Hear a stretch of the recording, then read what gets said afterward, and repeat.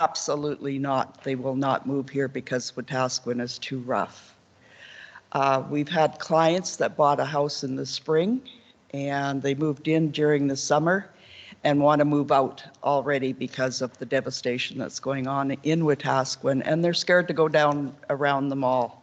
If they were to put that same property they bought in the spring on the market now, they would probably get a minimum of $30,000 less because of what's going on in Wetaskiwin.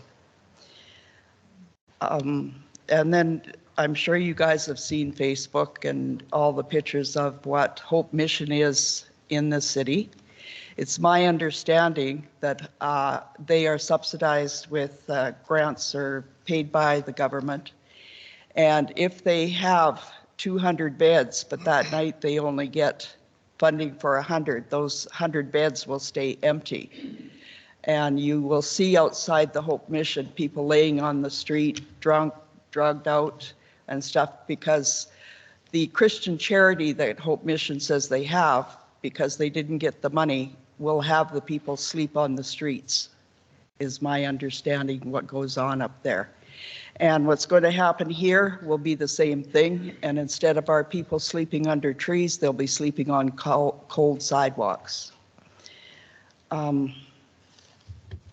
Again, I'm going to copy what Debbie had to say is, why is the city pushing this so hard when there's so many people and it's very clear that the city of Wetaskiwin does not want it?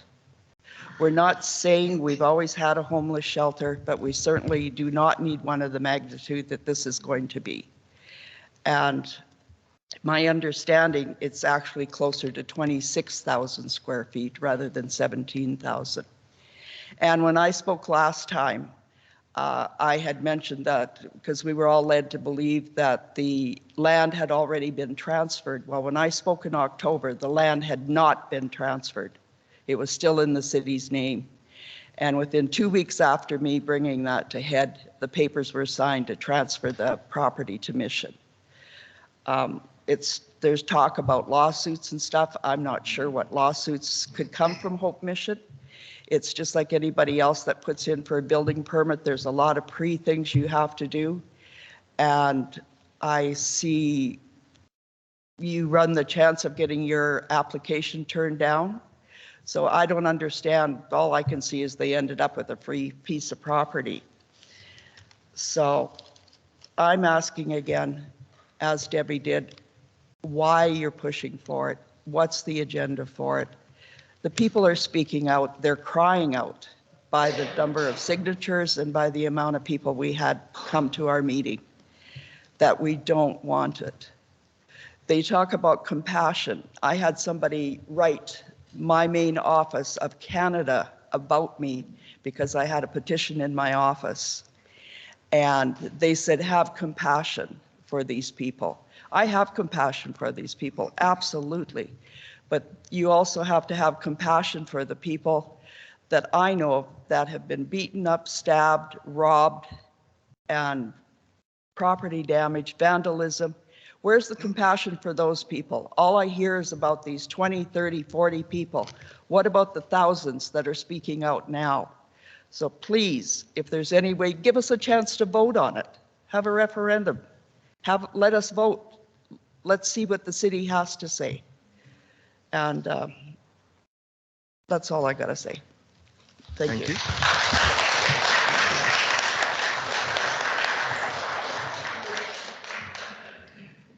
Eileen Reppenhagen.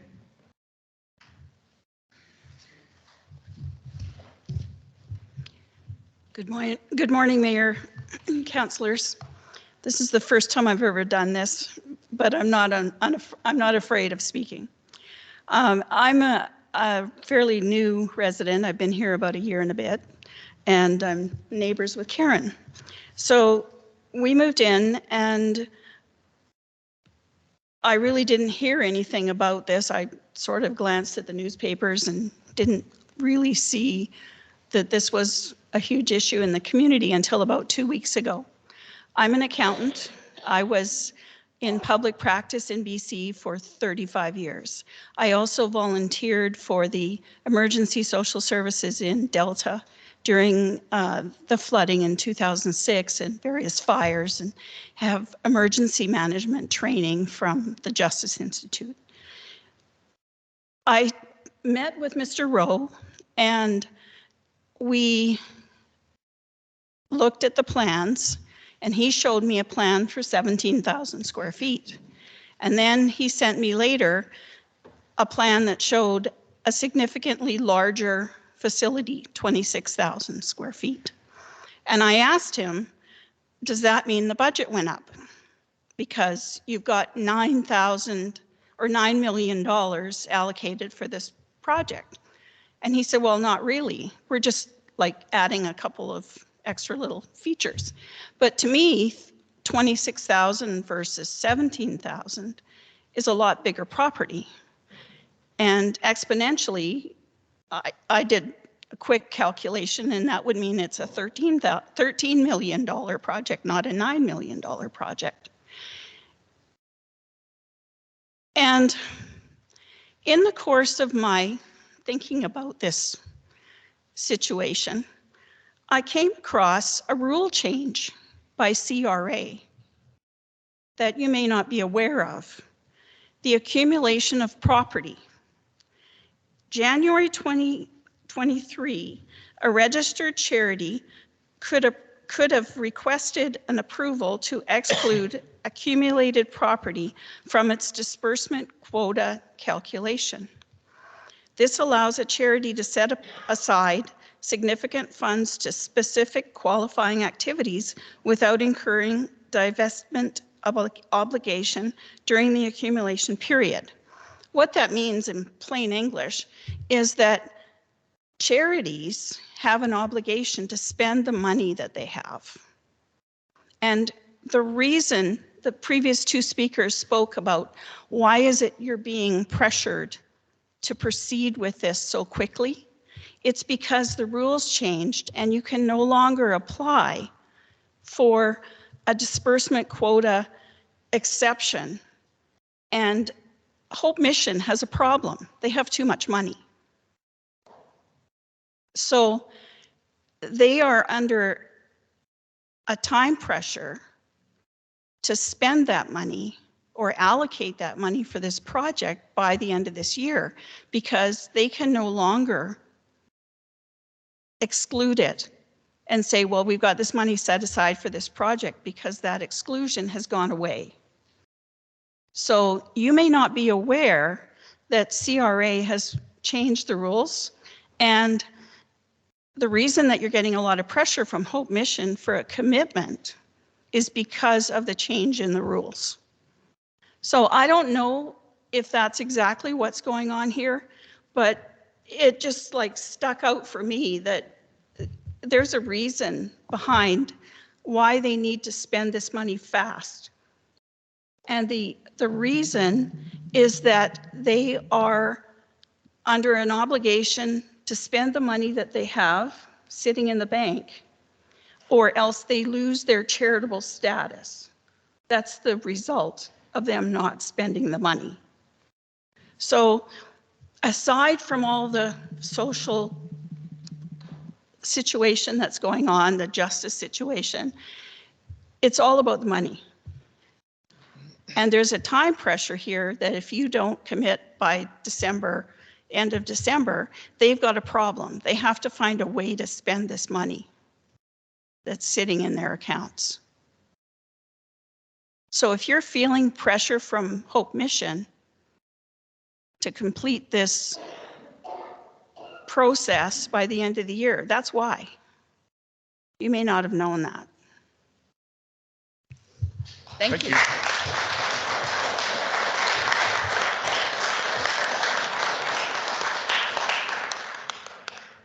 Dale Unland.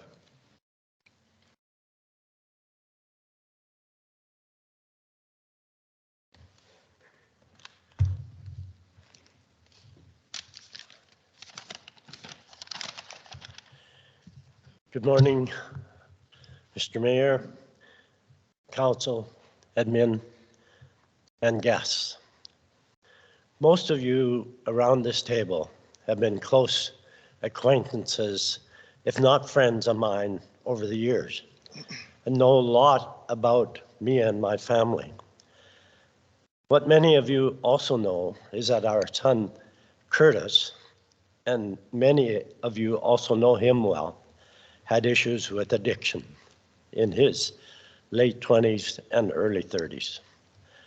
Before he was able to deal with the addictions, he had to hit the bottom, which he did. It was one of the hardest times in our family's life, but fortunately, we had the wherewithal to get him the help. But he had to admit that he needed help, and he did. This help came from an organization called Edgewood Treatment and Recovery Center, located on the outskirts of Nanaimo, BC. This is a private, non-Christian based center, and Kurt was admitted in there by himself, with me at his side. They met us at the door, and I was not allowed to go in with him. He was in that facility for around 2 months, and we had visiting rights after 3 weeks of him being in there, and only for a couple hours. No one was allowed to visit him before that 3 weeks' time. Kurt was an adult, and he had to agree to be in the facility.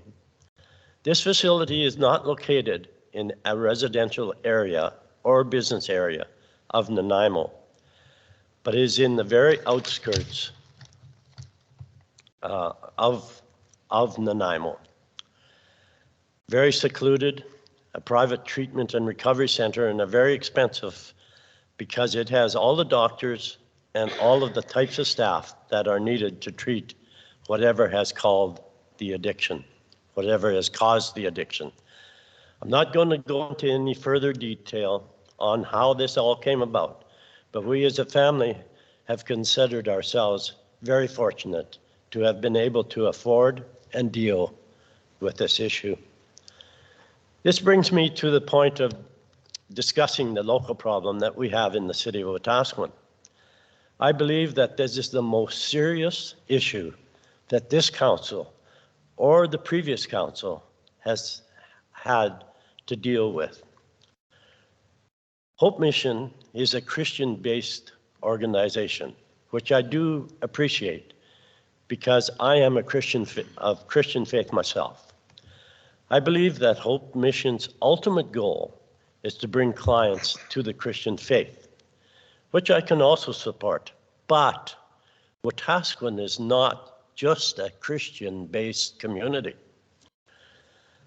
A large portion of the clientele that end up at Hope Mission at the shelter are Indigenous. They are not necessarily of the Christian faith. A large portion of the Catholic faith, and I'm not saying that they are not Christian, but they also are of their own faith, believing in the Creator, whoever that is to them, which I can also support. I don't believe that a shelter led by Hope Mission is the right thing for Wetaskiwin. Our community, our province, and our country has become very, very inclusive. And with this comes a wide variety of cultures and beliefs. So this has created a country now that has to be open to all aspects of belief. And with it comes its problems.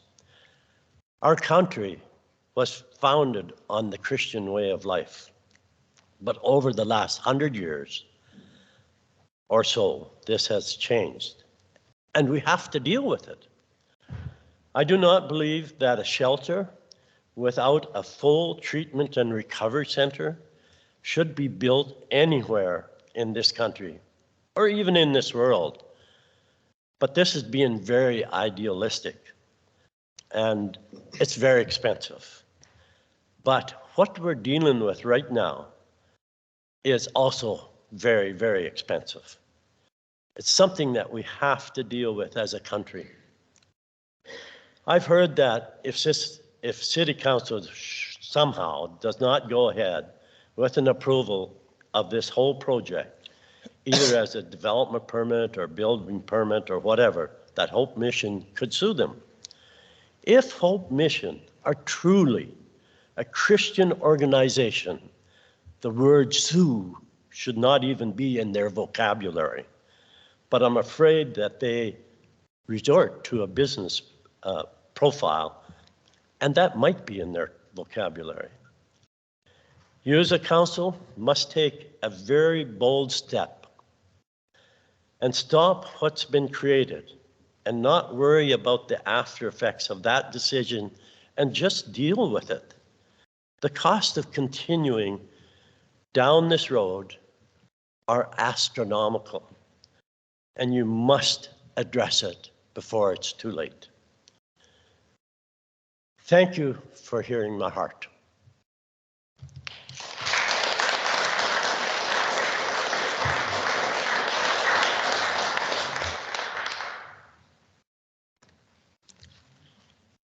Terry Stymiest.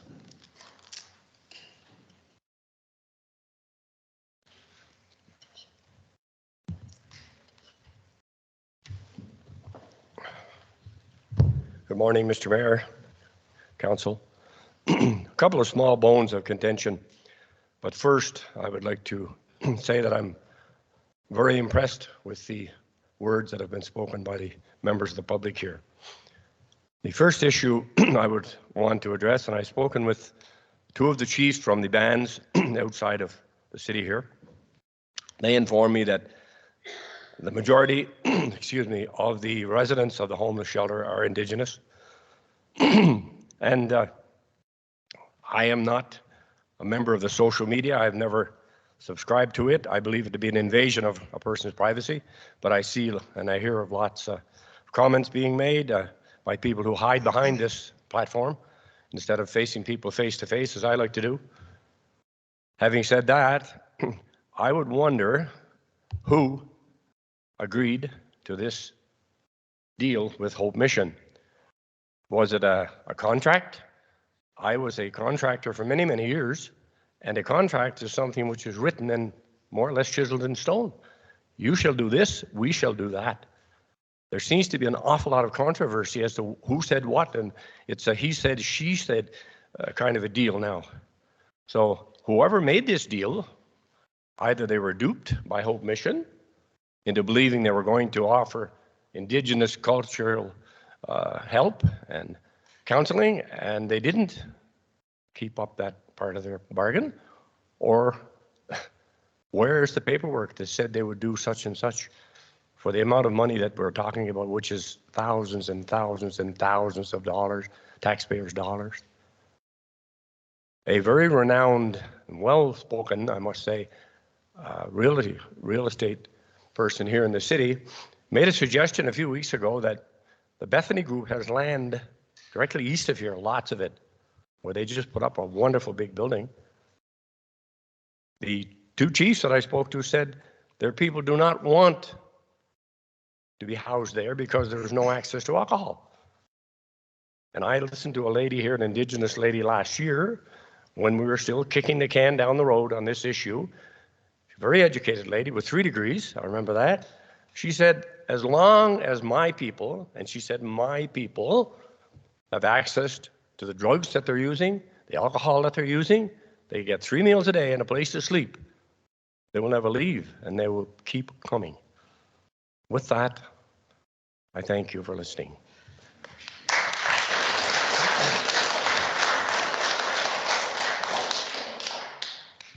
Randall Knoll.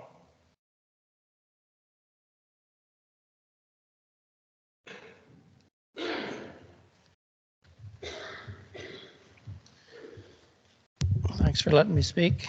I, as others, say the same thing, like we don't understand why you guys keep running straight into this project when it is so against what the community wants. It is absolutely no benefit whatsoever for the residents, people of Wetaskiwin.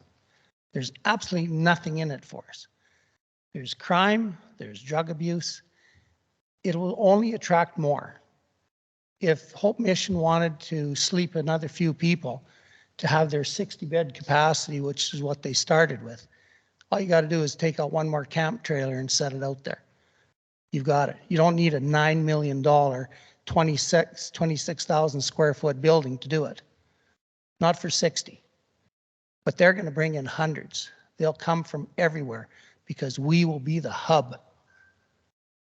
And as we get one business comes into this town, another business leaves. There's no housing going on here. Our crime is the highest in the country. Our taxes are the highest in the country. There is absolutely no benefit to bring this shelter into this town and think that it's going to do anything positive for us. It will not bring in business, will not bring in new home builders. It will not bring in anything. It will only bring in addicts. It will bring in drug dealers. It'll bring in more things to abuse. And as long as this shelter's here, this town will just keep going down and down and down. Our population's gone down.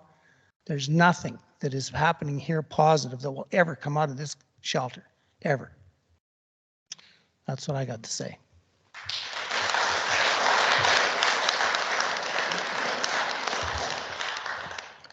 Louise Nadeau.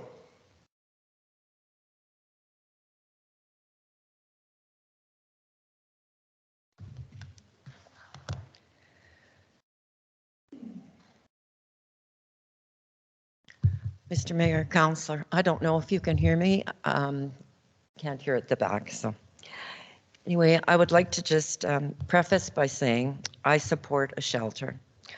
I will not go into the usual arguments. Fact is, we do not know how many people are one mortgage away from being homeless this very morning. As well, our society is riddled with the scourge of addiction, and not one person in this room can ever say that they are immune. I'm here to speak to ensure we pursue this with our success as a goal, our success. Our decision will long surpass our mayor, it will long surpass our council, and it will long surpass our administration. The decision must have a viability for years to come. My concerns are what appears to be a lack of inclusive collaboration with essential agencies within the community.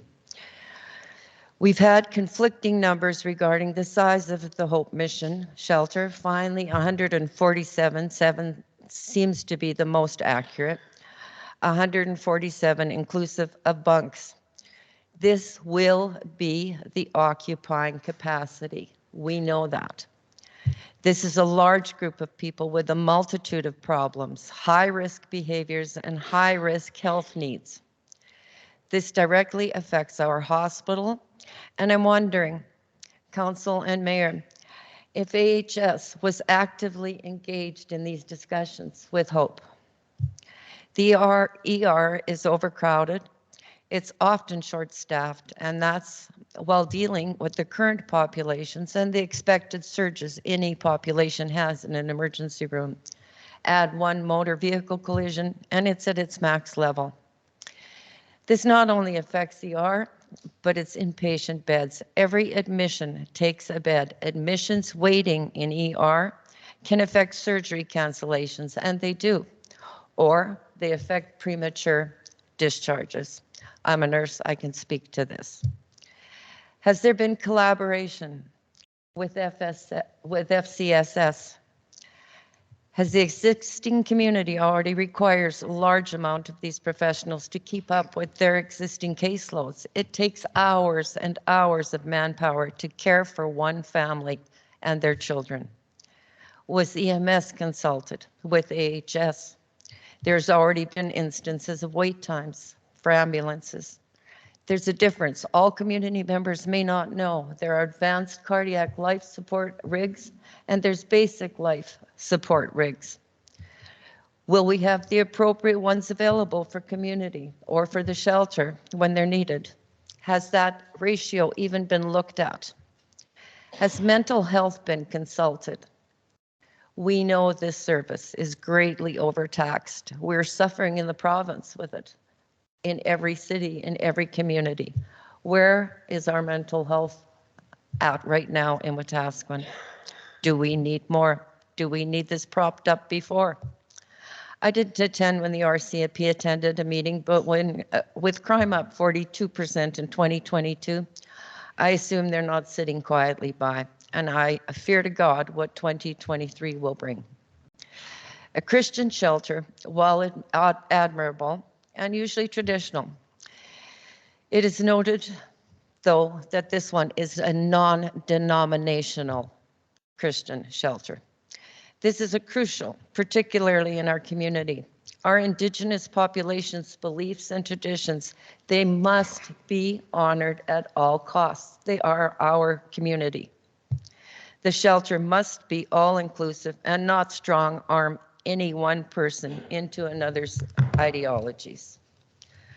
Myself and another citizen met with Kelly Rowe, the Hope Mission represented last week for 1.5 hours. Hi, Kelly. We wanted to get the actual capacity and to find out how much community engagement and essential services had been taken place with the city and with Hope. I took notes. I'm a nurse, I'm a note taker. I quote Kelly, "We were surprised at the few questions council asked. We thought they would have done better due diligence regarding the essential services than they did, and we were surprised." A shelter is necessary.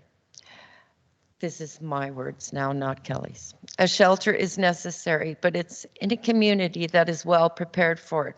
We are not prepared. We don't even know if we're prepared. We don't know if our essential services are robust enough to provide safe and expected care to the shelter, such as this, let alone to the population. Being unprepared with the large numbers of the population that is in opposition, as proven by 1,000 on a petition, is significant, and it is setting up what we want to be successful, and that's the shelter. It's setting it up for failure. This is a large shelter for this population. Hope in Edmonton has 600 beds. Utilizing that same ratios for Wetaskiwin, Edmonton would have to pump up their beds to 10,900 to be what our ratio is in Wetaskiwin. Would it not be wise to settle down a little bit with this, hold off, explore a community impact study, see if our essential services are actually capable of supporting what we have right now existing? We know they are struggling, let alone what another 150 are going to bring in of high-risk population that we want to be successful and that we want to help. I recommend that. And then after that, should it be my wish, a follow-up, a well thought up follow-up with the community essential services that are mostly affected by these types of things and by these kinds of presences in the community. I thank you for your time.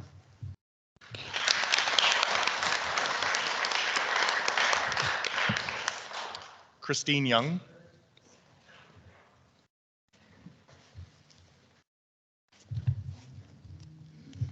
Good morning. Well, I don't have a big speech like that, but what I'd like to say is the shelter is not in the correct place. It should be out in the country. Where you've got it positioned, it's not helping addicts. You've got 5 liquor stores, 5 pawn shops, and 3 cannabis stores right in a small area, right there, where you're adding to their addictions. They're also a tourist attraction. That's what I've heard it called. People coming to the Wetaskiwin drive down the Auto Mile, especially people with their kids. They want to go to McDonald's, they want to go to Pizza Hut, and what do they see? People laying around on the grass, people drinking out of a paper bag, and people begging for money. When I was at Walmart the other day, a young woman came out with her 2 kids. She's going to her car, and a man came to her asking for money. Since she would not give him money, he kept harassing her. I had to step in and ask him to please leave her alone. This was a very scary moment for those children and that mother. They're always in all parking lots begging for money. And who paid for the cleanup at the back of Walmart with the 2 loaders and the dump truck? Was it the citizens or was it the Hope Mission? There was also a firearm found back there. That's not a good thing to have around at all. I feel that this mission should be out of the city, out in the country. They have a place where they do riding. These people would be more adapt to regaining their working conditions if they were at a place where they could maybe help in doing chores and so on and so forth. A place where people are around animals, because animals comfort them. Maybe put them at a stable. They do have a stable out towards Gwen, where they could build a facility where the people could help out at the farm, maybe grow gardens, have a workshop where they can learn small mechanics, small tools, help build things for the stable, but be around animals that would help them mentally because they are calming. And what about all the stores that are being robbed? People are just walking out with armfuls of stuff and the stores are not getting any help because the time the police get there, those people are long gone and they've got their stuff and they don't really care. We have been broken into many times. We've been vandalized. I've had to go to the pawn shops and find our own property. Then when I'm at the pawn shops to get this property, they want to charge me to get it back. The only reason I got it back is because I told them I would phone the police. Then they're quite willing to give me back my property. Because any property that ends up in the pawn shops without a serial number, they don't care. They're not going to report it. They'll just take it. And also the other day when I was coming from Co-op to Main Street, I watched 3 people. One carrying a very large sledgehammer. I don't know what he was going to do with that, but I'm sure it wasn't any good intentions. That's all about all I got to say. Thank you. Thank you.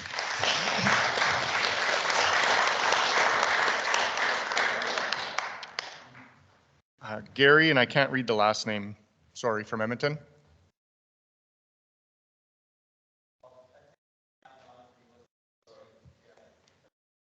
Diane Lane.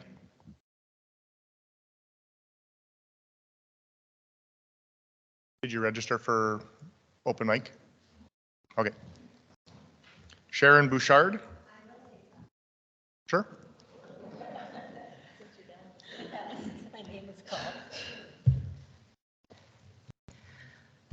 The city of Wetaskiwin, I've lived around this area all my life, born and raised east of Wetaskiwin. I'm afraid to go shopping in the south end of Wetaskiwin now, like many other the senior citizens. I've been shopping elsewhere. I go to the little Millet grocery store, Camrose, and I know that there's other people there as well because they don't feel safe. This center cannot be built here in our city. We're going downhill. Population, businesses are leaving or closing up. It's not good for our town, and we cannot have this shelter here.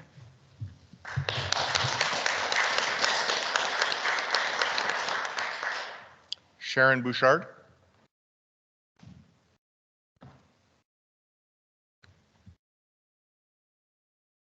I just want to give a little different perspective on One Hope Mission.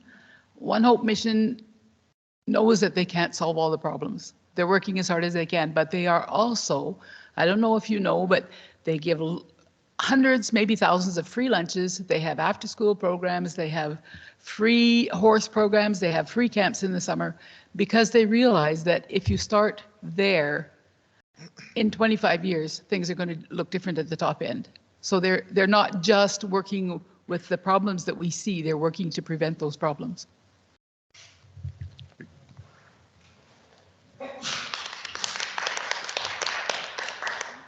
Andrew Crombie.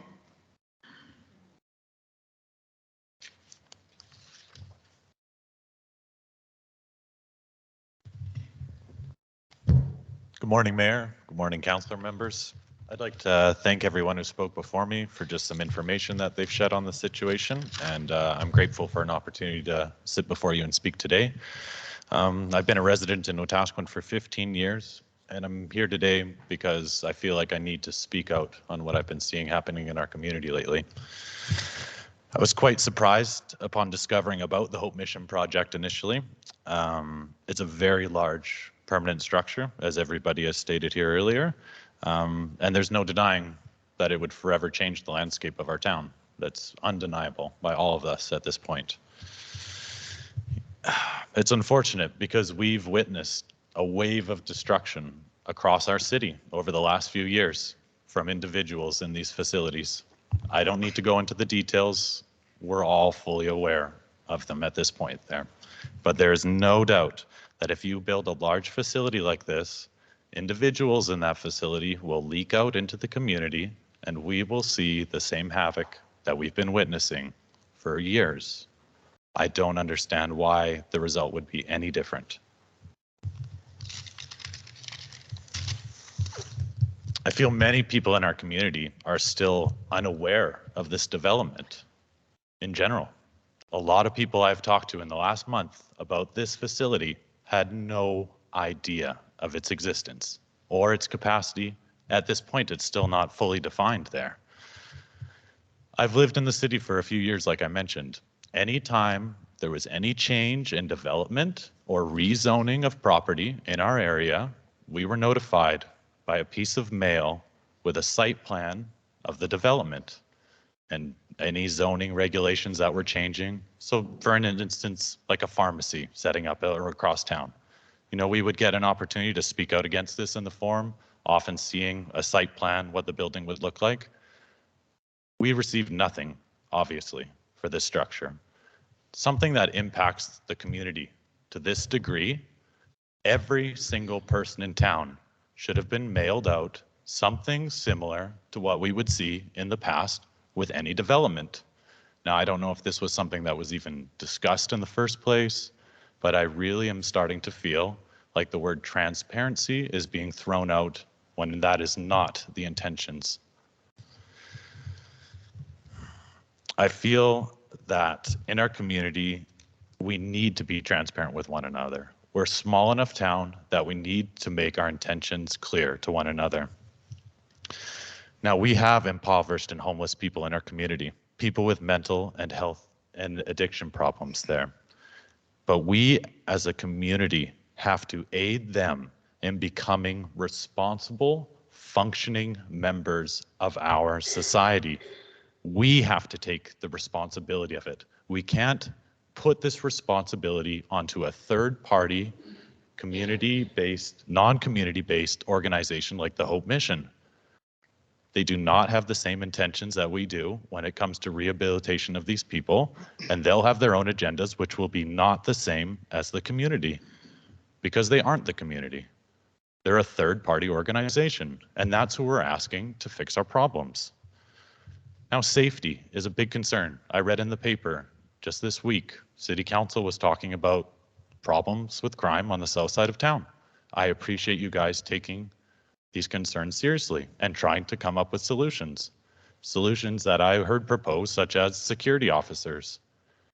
Now, as stated in the article, we all know security officers do nothing. They have no more power than the average citizen.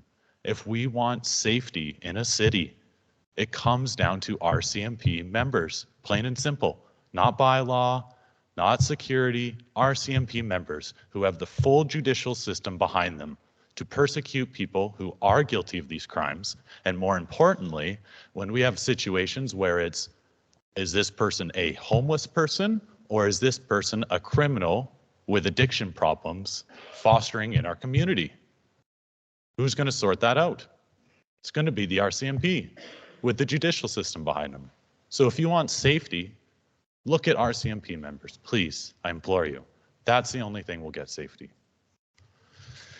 Now, I've said it's our responsibility as a community to deal with this and not to put the responsibility onto someone else. And I guarantee you, if we go through this decision for someone else to take care of our own problems, you're going to force our community members to protect themselves, their property, and their livelihood if you go forward with this decision. I don't think there's any evidence that would suggest otherwise. I thank you for your time today. I appreciate everyone speaking, and I look forward to us making this town a better place. Thank you for your time today.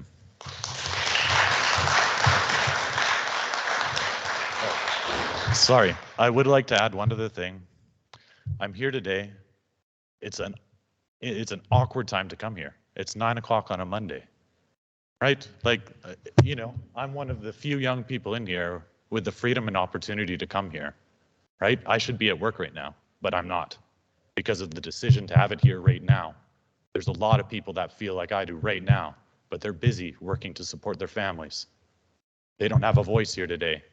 There's a lot of people who work for institutes like the police department and the health facilities who are fearful of speaking out because of the repercussions taken against them for having a voice nowadays. That is the most disappointing thing I think I've heard out of all of this. Thank you.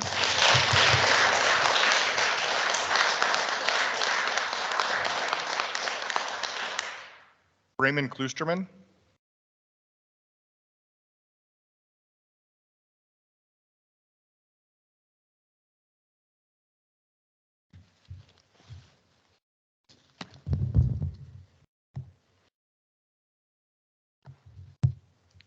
Mayor Gannon, City Council members, many concerns have been stated regarding the proposed homeless shelter.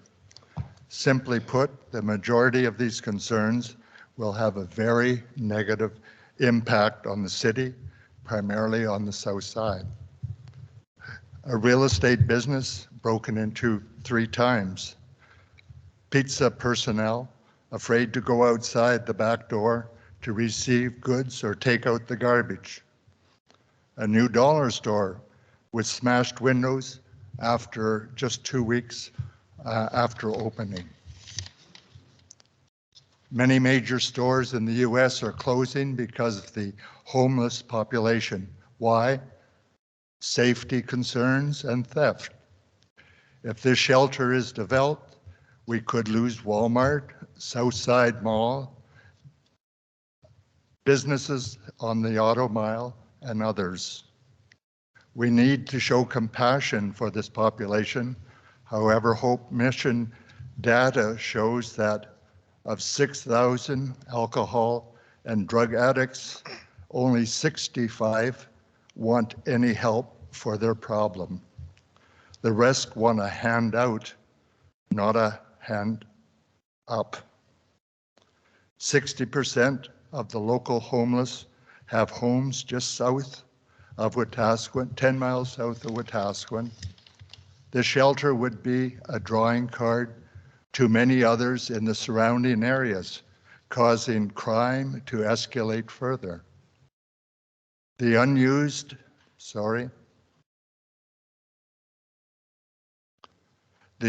number of pawn shops and liquor stores are a result of theft and a large number of break-ins, mostly from this population.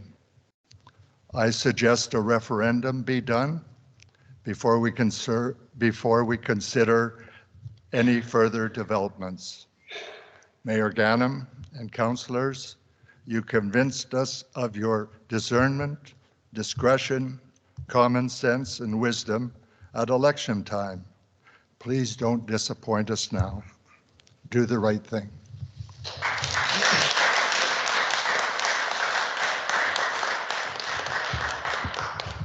Was there anyone else that didn't register that still wanted to speak?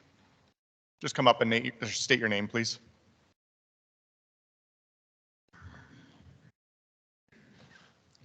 Good morning, Mayor, Council.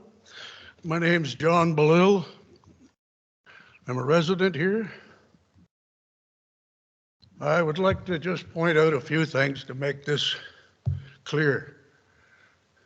Joe Branco, he's not into this. In meetings, Councillor Elliott has said that he feels misled by Hope Mission, particularly Kelly Rowe. Councillor Averill has been on record to say that her decision to donate that land was based on that premise a prerequisite before this was ever went any further. Mr. Mayor, you've said that that was your understanding too. As of September 20, a year later after that, this was initiated, September 26, 2022. 1 year less a day, September 25th of this year. Administration was to look into this. They came back with a report that Hope Mission has stated they're a Christian organization. They don't do other indigenous teachings or ceremonies. And unless the extra money's ponied up by someone, there will be none of that done. Administration was to ask Kelly Rowe how much he did to talk to the four nations in regards to this teaching. He hemmed and hawed and said, well, really not a whole lot. Unless the money's there, we're doing nothing. Mayor Gandam said that he reached out to the four nations with a shrug. Nothing was really ever done. Now, the rest of the council better pay attention to that. The initial agreement with Hope Mission was based on that premise that indigenous teachings and ceremonies would be involved in this deal. So you better think twice before you vote, go any further without revoking that permit, because you will never forget what you put on record. Thank you.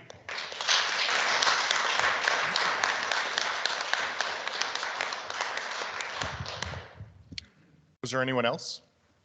Yep.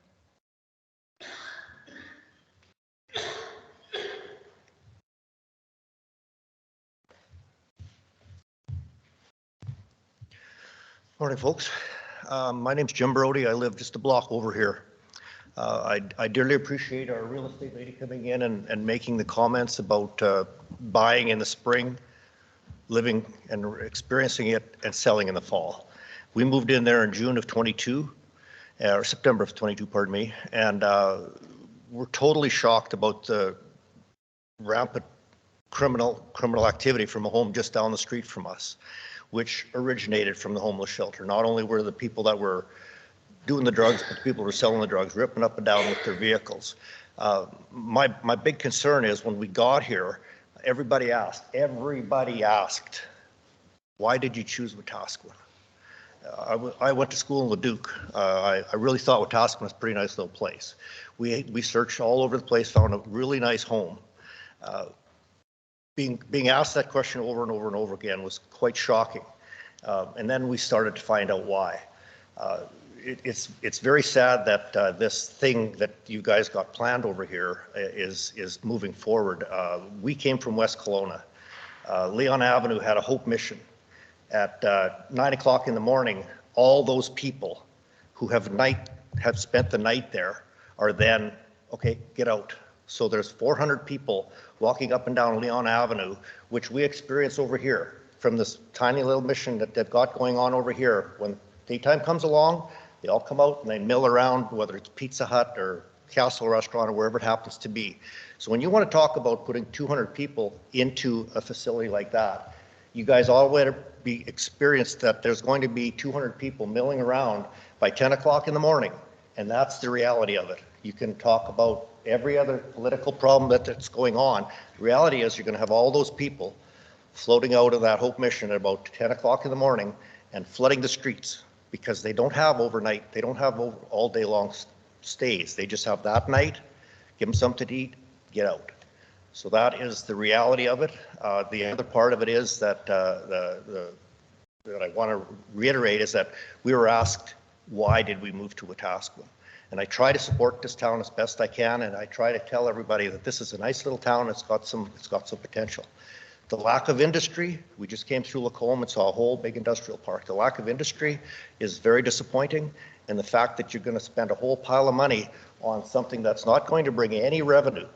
you know, maybe a little bit of doctors, a little bit of this, but the fact that we're focusing $9 million, potentially $13 million on something that absolutely brings no revenue or reprieve to my taxes. And that's the reality I'm trying to give to you guys. So thank you very much.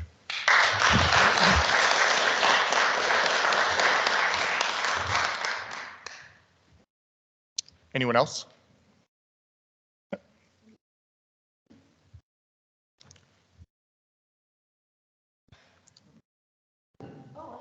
Yep.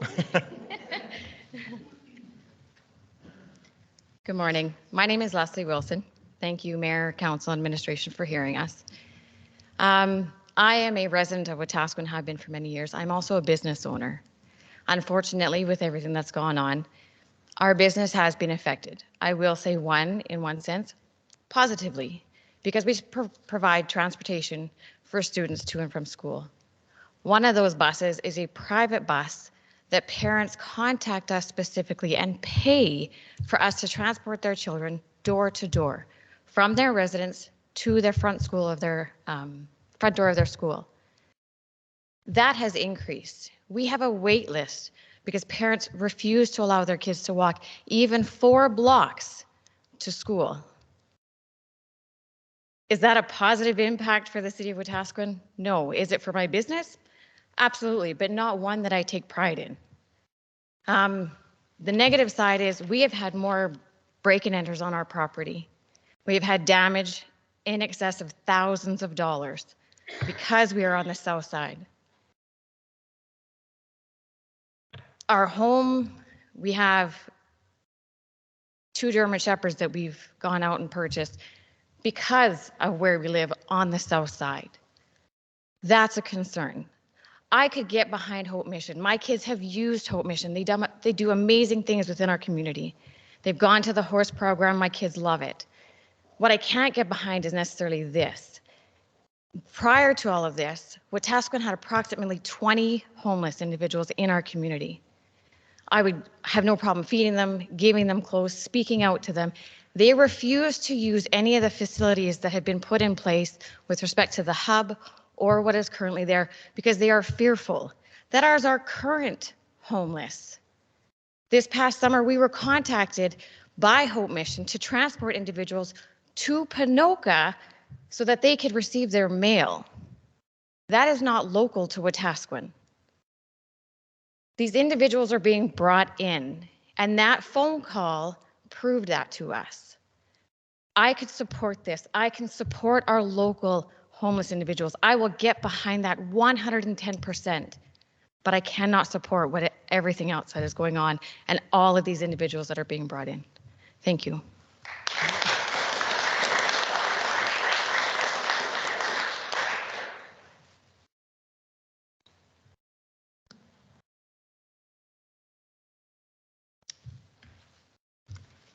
Good morning, Council and Mr. Mayor. I did not intend to speak today, but Sorry, what was your name? Colette Miller. I heard Mr. Rose attended a local church here and had about a 15-minute speech on the homeless shelter, and it was all about converting people to Christianity, spreading the word of God, and that eventually 1 or 2 might grasp it and seek recovery. And at the end of his speech, donations were asked. That's all I have to say. Thank you.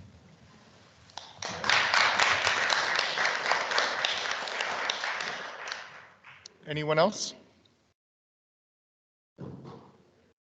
Nope. Well, thanks very much for speaking this morning. Looking for an approval of the agenda, please. Councillor Nielsen. If I may, Mr. Mayor, I would ask the chair to consider moving item 9.3, Central Alberta Homeless Data Collection, to be heard before 9.1, which is the Hope Mission Development Permit. I think the information called asked of administration is pertinent to that particular topic. Thank you.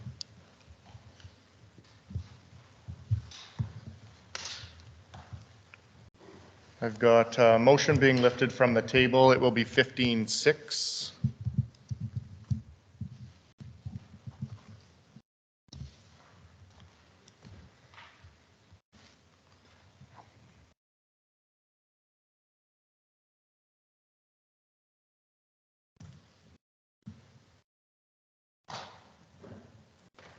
Anything else? Councillor Billingsley?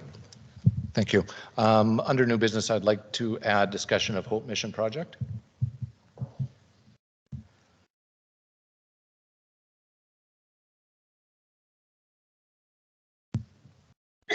Anything else? Anything from administration?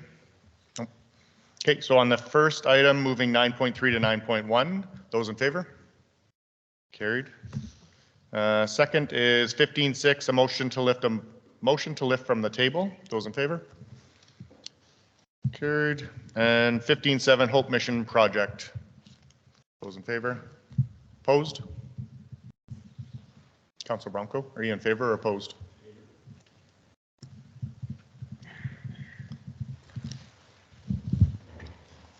Need a motion to approve the agenda as amended, please. So moved, Mr. Chairman. Councillor Nielsen, those in favor? Carried unanimously.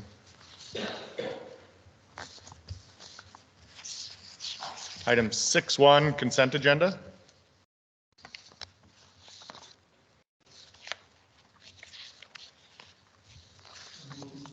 Councillor Elliott, those in favor? Carried, thank you. Item 9.1, which is now Central Alberta Homeless Data Collection Report. Good morning, Council. The purpose of the report today is to provide Council with an overview of communities within 100 kilometers of Wetaskiwin to determine what services are being provided to unhoused community members, the number of persons being assisted, cost to provide services, and funding sources. This was directed by Council earlier this year as per motion 344-23. So as I noted before, we've identified four communities, the four communities within 100 kilometers that we were aware of that had either shelter or MAP programs, included the City of Leduc, Town of Ponoka, City of Camrose, and the City of Red Deer. To aid us in this research, administration defined the scope of our research to include the following parameters. So for the summary of shelter and MAP programs that we contacted within 100 kilometers of Wetaskiwin, we wanted to learn more about how many bed and mats were available, what their occupancy rates were, how many will be operating over the winter months, how much municipal money in the form of taxes is being spent in each of these communities to support these programs, and funding sources for grants that are used to help support service provision. We also reached out to an inspector from the Wetaskiwin RCMP detachment to learn a little bit more about police time saved. And we reached out to our contacts with the Wetaskiwin Hospital to learn more about calls for ambulance and demands on our emergency room here. So in the report, you'll see a larger attachment. I won't speak to that specifically, but speaking first and foremost to the City of Leduc, this is our closest community examined in the research. Their shelter MAP program, it's funded by the Government of Alberta. The Leduc Hub provided shelter for 151 nights in 2022. The Ponoka FCSS operated a 6-mat overnight program supported by both volunteers and donations. Due to complex issues in that community, their MAT program will not be in operation for 2023. The Open Doors in the City of Camrose has provided emergency and transitional housing for youths aged 16 to 24 years old. Unfortunately, that initiative is no longer available due to staffing issues and lack of funding to upgrade and renovate their building.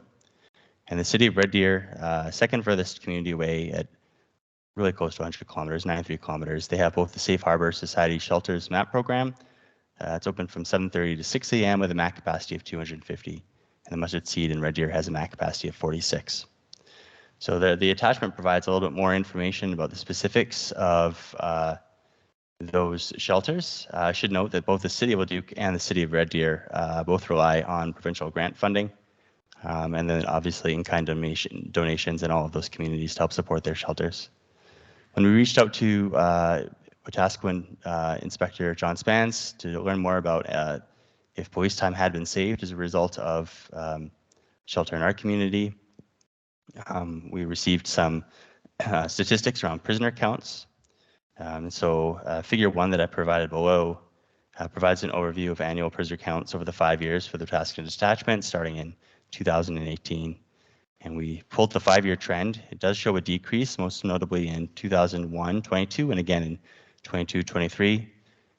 Those years were the years that the Government of Alberta did provide for a provincially funded shelter in this community. And so with those, in both those years, there was a significant drop. Opinion or just comments from Inspector John Spans, his comment in the absence of the shelter and the result of intoxicated, disorderly, or unwanted individuals involves incarceration by our RCMP and our Wetaskiwin detachment in our jails. This often puts a strain on officers who have a duty to arrest, lodge, guard, and care for the prisoner. And that process to arrest and lodge an individual can take an average of 30 minutes. And discharging and booking out a prisoner takes approximately the same amount of time, so fairly resource intensive. When we reached out to the hospital, again, for calls for ambulance and demands on the emergency room, they noted that there has been an increase in daily visits to the emergency department, as well as patients arriving via EMS transport. They did note that they are unable to separate their statistics around emergency room from patrons that are unhoused to patrons that are not unhoused. The average daily visits have fluctuated as low as 57 unique patient visits in February 2023 to a peak of 71 unique patient visits. Since then, the emergency department sees about 68 to 70 patients a day. Some patrons from that shelter, or from the emergency shelter, have been assessed or observed as many as 3 times in a single day on occasion. And while hospital staff have seen an increase in patients arriving by EMS, many of the regular patients from an emergency shelter are arriving by private vehicle. It is important to reiterate that these patient visits are reflective of all patients and are not specific to those who self-identify as coming from an emergency shelter. That concludes my report, Council. I can take any questions that you might have at this time. Thank you. Councillor Nielsen. Thank you. Through the chair to Paul. Move to accept his information. Sorry, I would so move to accept his information. Thank you.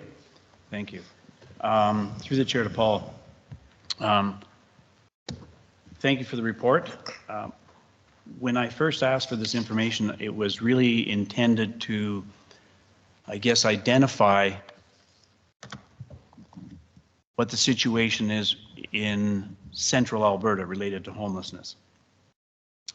And what I've concluded from this is that with virtually few shelters operating in central Alberta, Wetaskiwin isn't being asked to deal with a community issue.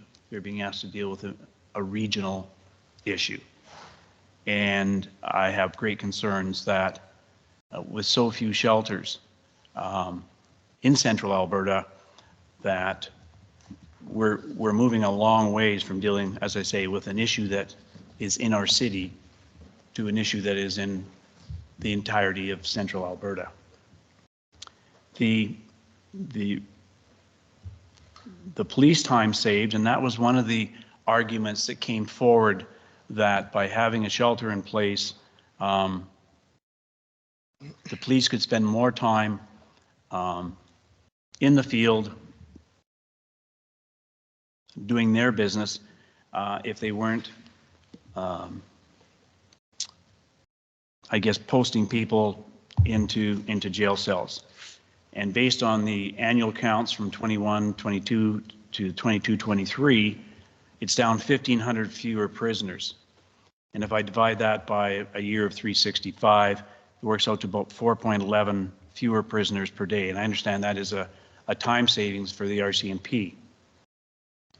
On the flip side, though, one of the things that we are also hoping for as a council is that there be less calls for service from ambulance and emergency room. And based on the information provided, the average daily visits fluctuating as low as 57 unique patients up to 71. That's an increase of 14 patients per day. So 4 fewer prisoners being processed by the RCMP, but 14 more people demanding services at the hospital. And again, if I come back full circle, I worry about the demand on our hospital and our emergency room if we are now a regional solution. My last comment or question, I guess, is related to the city of Leduc being the closest one, and Paul, you've indicated it's provided shelter for 151 nights. Do we know how many beds are actually there and how many people they're serving? Through the mayor to Councillor Nielsen. So in the attachment, I do provide an occupancy rate overview for the city of Leduc. So it's about 10 to 12 bed capacity there, and they have a daily occupancy report with about 90 to 100% capacity in that shelter. Thank you for your time on this, Paul. I appreciate it. Councillor Bronco. Thank you, Chair. Paul, we have an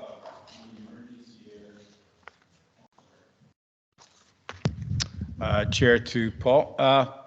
Paul, you said the average at the emergency or at the hospital from anywhere from 57 to 71. Before this study was done, what was the average person going to the emergency room?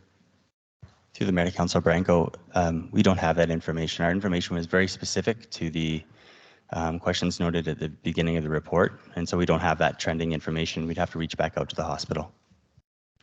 Thank you. Councillor Blatz.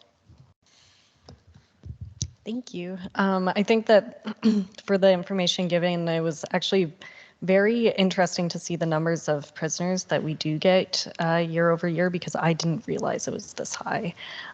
So it's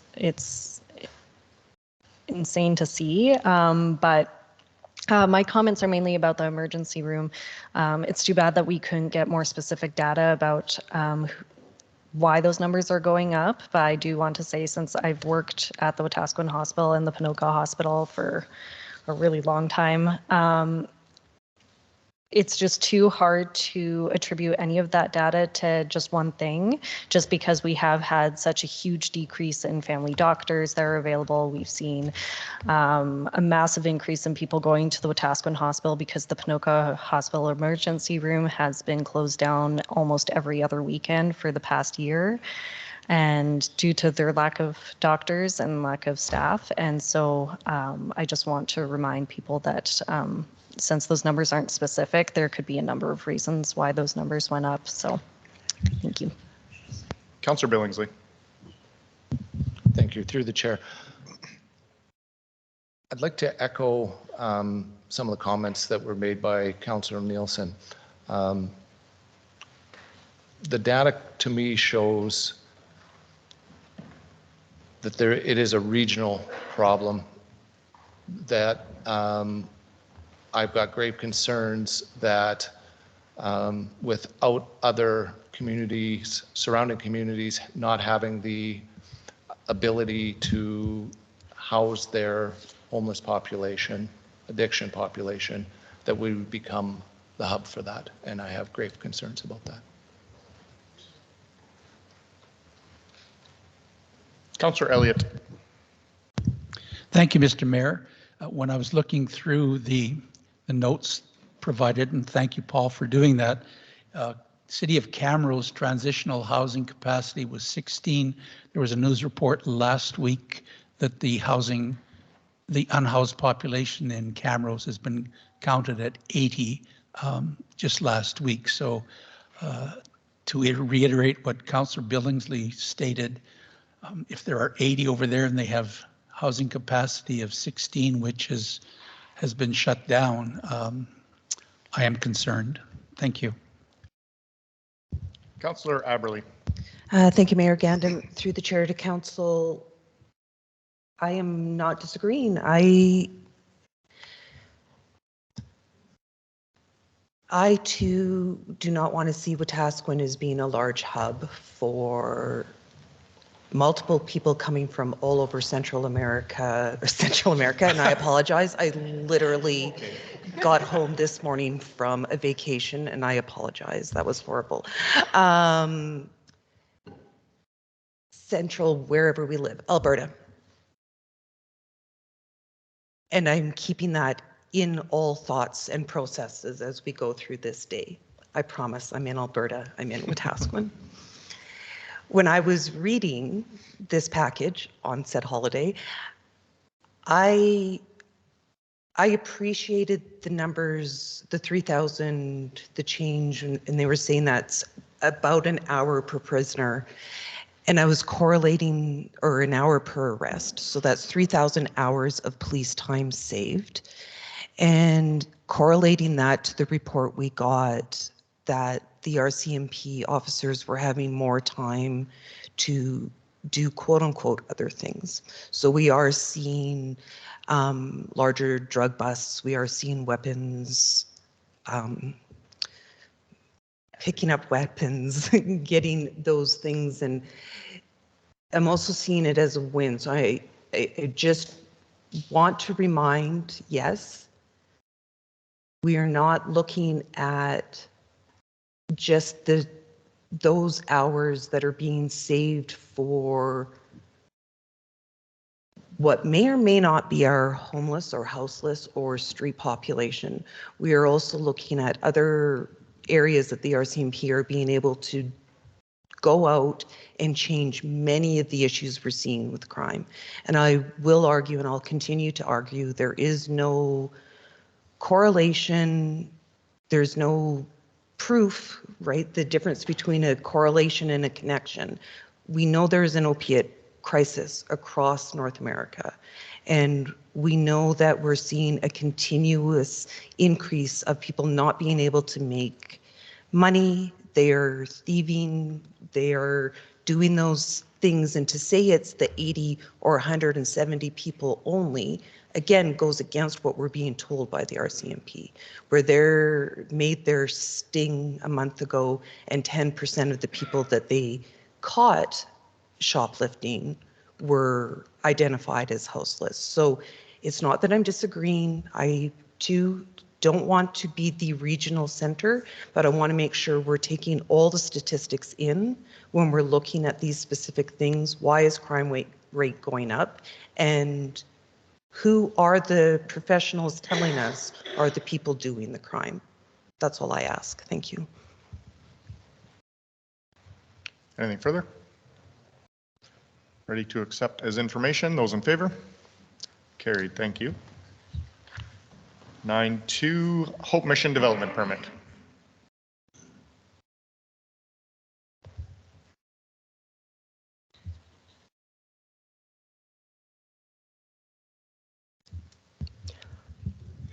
Sorry, Mr. Mayor, Emily's just outside in the overflow, so we'll get her in here right away.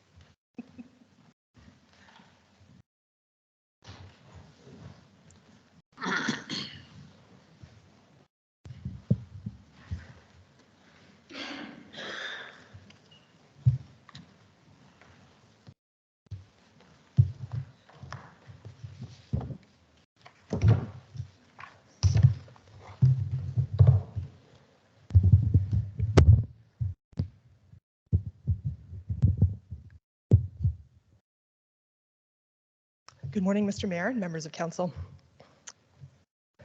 At the May 8th, 2023 regular council meeting, council approved the development permit for the Hope Mission Emergency Shelter and Transitional Housing Facility. Council was the approval authority for this development permit due to the direct control zoning on the site. Council approved the development permit based on a preliminary site plan. An updated site plan and proposed development permit amendments were presented at the September 25th, 2023 regular council meeting in conjunction with a building permit application to begin construction of the building foundations. The motion to approve amendments to the development permit was tabled until the December 11th, 2023 meeting. The applicant has since indicated they will revert to the originally approved development permit to promote the timely progress of the project.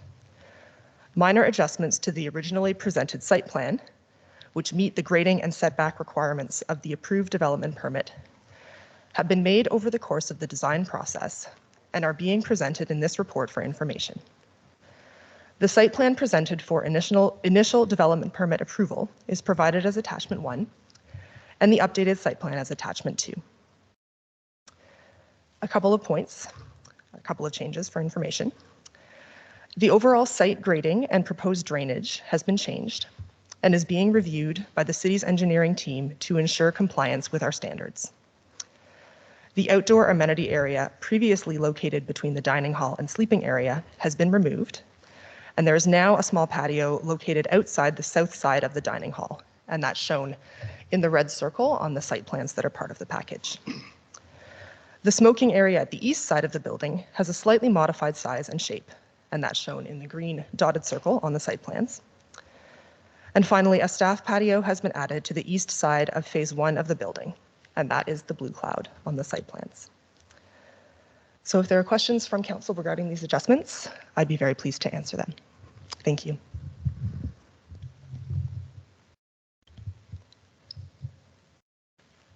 Councillor Aberley. I move that council accepts the updated Hope Mission as information. Moved by Councillor Aberley. Any discussion? Councillor Nielsen. Thank you. Through the chair to Emily. For clarification, and I hope I don't put you on the spot here, but there's been some suggestion that we have received 2 different plans with varying square footage. Could you address that, please? Yes, absolutely. So when the plan was initially approved, or when the development permit was initially approved in May, it had a particular square footage, which I will pull for you.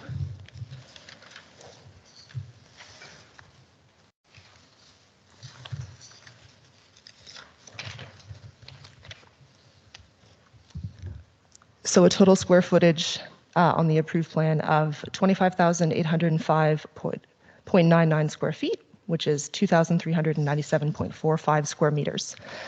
So with the enclosure of the patio, as noted in the changes,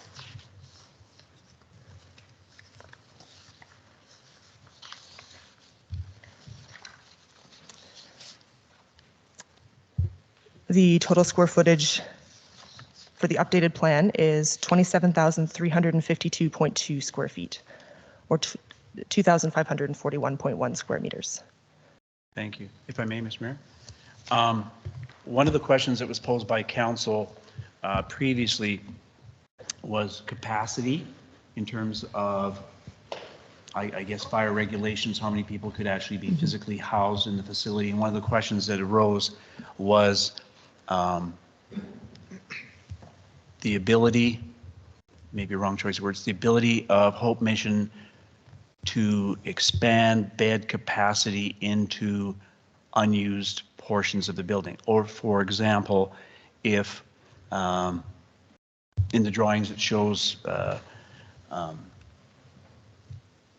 space for mats and or beds and a dining hall. So the dining hall would be comprised of a certain number of square feet, but in the time that it is not used as a dining hall, can that capacity then be expanded to include more beds? Through the chair to Councillor Nielsen, it's a bit of a tricky question, and it's the kind of thing that's generally done at building permit stage. I have had some conversations with our building inspectors who have essentially gone through the complexity of the calculations that they do to determine what areas of the building need to be used in certain ways and how much that can change over. So what we've been given to understand, and this is common to similar facilities in general, it's not specific to this one, that there will be posted occupancies in the dormitory space because it's a not small individual rooms, it's a larger space. There will be posted occupancy in the dining hall space and some other meeting spaces as well. Those are based on building code. Those are based on things like square footage for the number of occupants, size and number of exits, and number of washrooms as well. Potentially other factors that the building inspector would have the full information on. But my understanding is it's not as simple as simply reallocating dining space to add additional shelter beds. But if the capacity for sleeping quarters was 100 and the capacity for a dining room was 100, can you put 200 people into that space with bedding? I would have to confirm that with our building inspector and get back to you. The reason is that I believe there's a different type of space calculation and a different type of occupancy for something that's considered a dormitory versus something that's considered an assembly or a cafeteria use. And in previous presentations, Hope Mission had indicated that if the demand exceeded the capability, they could go to bunk beds. Would that be an accurate statement if there is a capacity code attached? Again, something I can take for information for the building code inspector, but my understanding is the capacity is based on the number of people and not necessarily the furniture that's in the space. Thank you. Councillor Aberley. Thank you, Mayor Gandam. Through the chair to administration, can you explain to me, because I may be confused, we keep on hearing a bunch of different numbers about the size. And so the 17,000 versus the 27,000+ square feet now, what are the differences between those two numbers? Through the chair to Councillor Aberley, the larger 27,000 number is the full ultimately planned. Sorry, can you hear me? Yep. Okay. The full ultimately planned facility. The facility is planned to be developed in 2 phases. So the initial phase, that phase 1. So am I correct in believing that the 17,000 square foot phase 1 is the emergency shelter, the lunchroom, and maybe some ancillary, oh my gosh, English is hard today, rooms and or things including the showers? Then the extra 10,000 would be the transitional housing at an unknown date. That's the information that we have. Okay. Yeah. Thank you. Emergency shelter Just and making dining sure center. I knew what I thought I knew. Councillor Billingsley. Thank you. To Emily through the chair.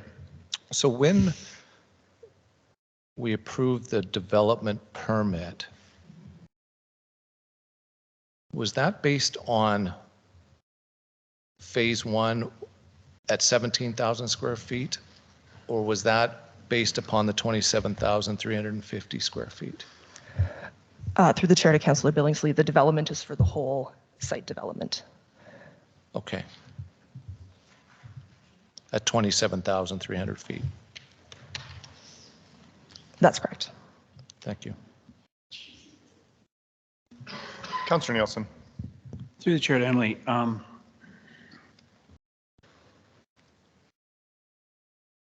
is there a difference between a development permit application and a development permit? Because in a lot of our correspondence, we seem to be using those two terms synonymously. I don't know if that's the right word, but as if they're the same. Through the chair to Councillor Nielsen, the development permit application is the submission that the applicant puts forward with the information regarding their development that then the city takes in and approves according to its processes. And so the development permit is the issued document that confirms that the development has been reviewed against the provisions of the land use bylaw and then approved by the appropriate authority, which in this case is council. So when the development permit application came forward and council approved that, then the actual process following that is the issuance of the development permit. Of the development permit. And so the decision, that's correct. And then the decision that was issued, I believe May 8th, yes. The document that lists the notice of decision, the proposed measurements, some of the conditions that are listed on that, that is the development permit.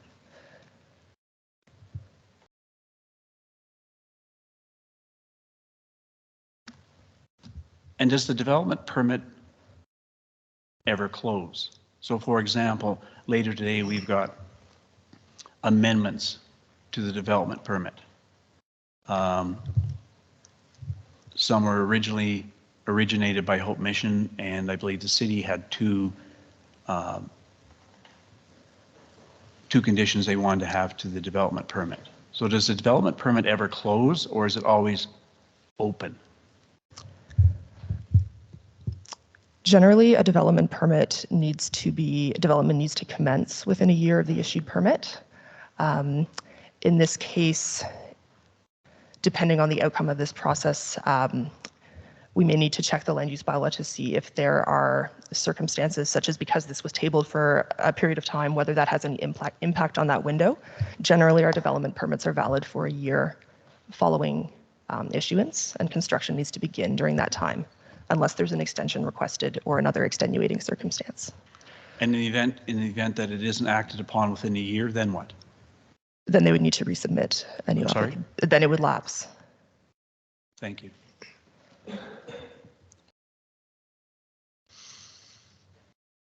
Anything further? Ready for the question to accept as information. Those in favor?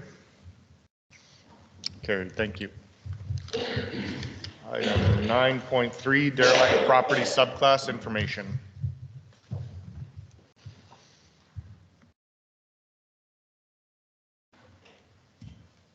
Thanks, Emily.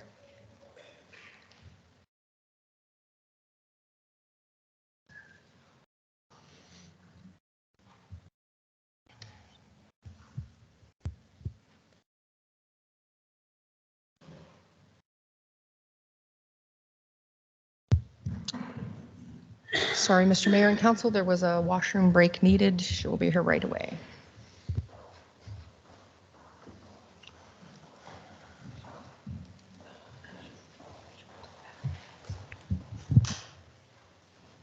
Which item are we looking at now? 9.3, derelict property subclass information.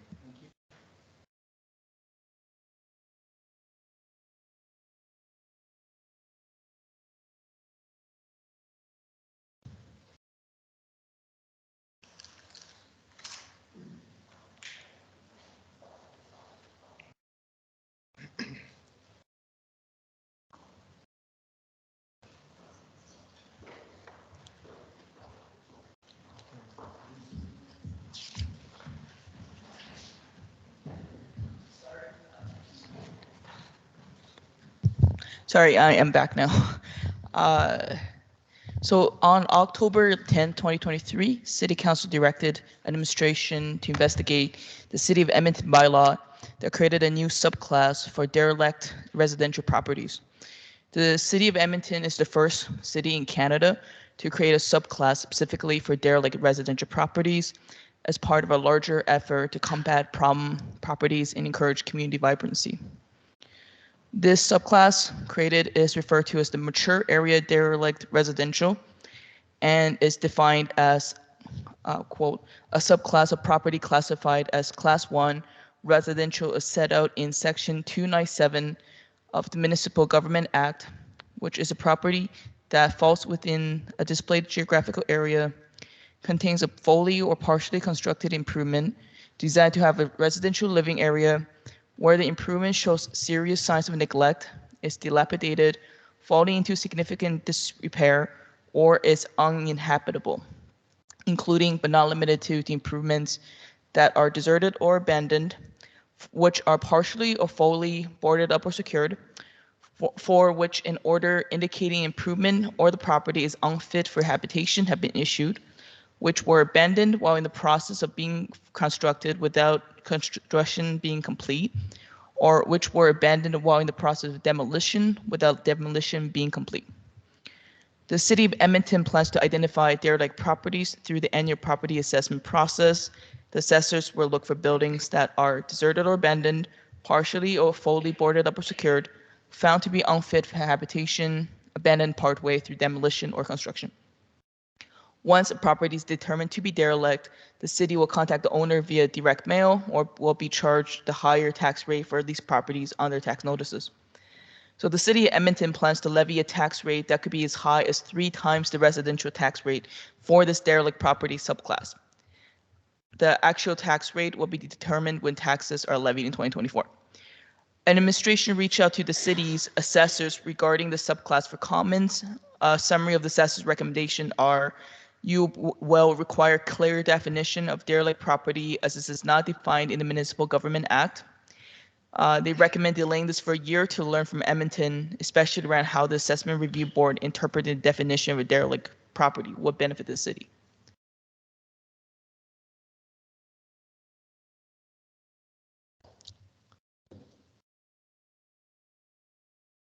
Do you have any questions? Councillor Blatz. I move that City Council accepts this request for decision pertaining to the residential derelict property subclass as information, and I have a follow-up question. Go ahead. Thank you. I am just curious because I noticed that this is marked as for information, but I'm trying to, and I noticed that there was a portion that says delaying this for a year to learn from Edmonton. I was wondering if there's any other municipalities that we could learn from on this that doesn't have to be from Alberta. The reason why I'm asking is because I would like for us to explore this sooner than a year. And so if I were to request that we create a bylaw for approval on this, is there any other municipality we could take from instead? I'll have to get back to you on that. I'm not too sure. Okay, fair enough. Thank you. Councillor Billingsley. Thank you, through the chair. A few questions. Is there a reason why it's only residential and not business as well? I have to get back to you on that as well. I'm sorry. To follow that up then, who would initiate this? In other words, are we going by citizen complaint, or are we going to be actively? I think that has to be kind of a process, needs to be figured out. Like, do we have the capacity? It's one thing to have a bylaw in place, but if we don't have the capacity to actually act upon it, we're wasting our time. So I think that needs to be part of the plan if this goes forward as well. In the, and I'd like to get a little bit more information because it said the City of Edmonton plans to levy a tax rate that could be as high as 3 times. Could be and is, I guess, is, and more information I think would be. Again, if we're developing this bylaw, we would.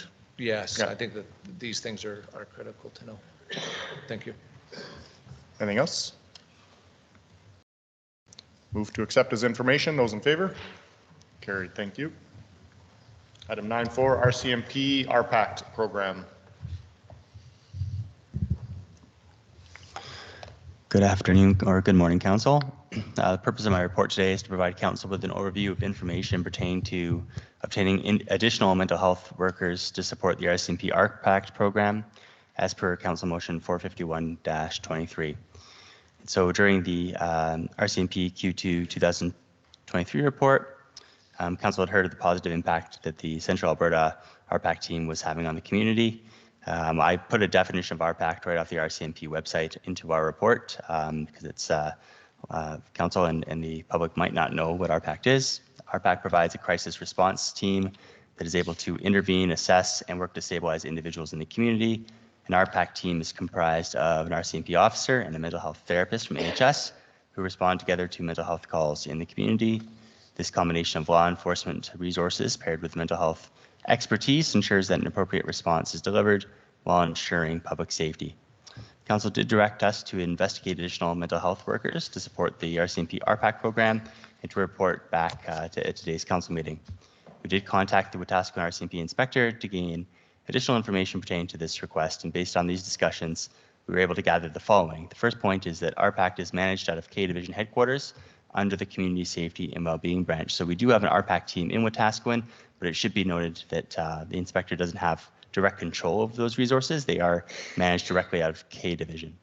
Currently, the RPAC team covers RPAC program in Alberta covers 14 RCMP detachments, and they are funded through the PPSA with an MOU between both the RCMP and AHS. So we do not, the City of Wetaskiwin, because it is funded through the PPSA, we do not pay for these resources directly.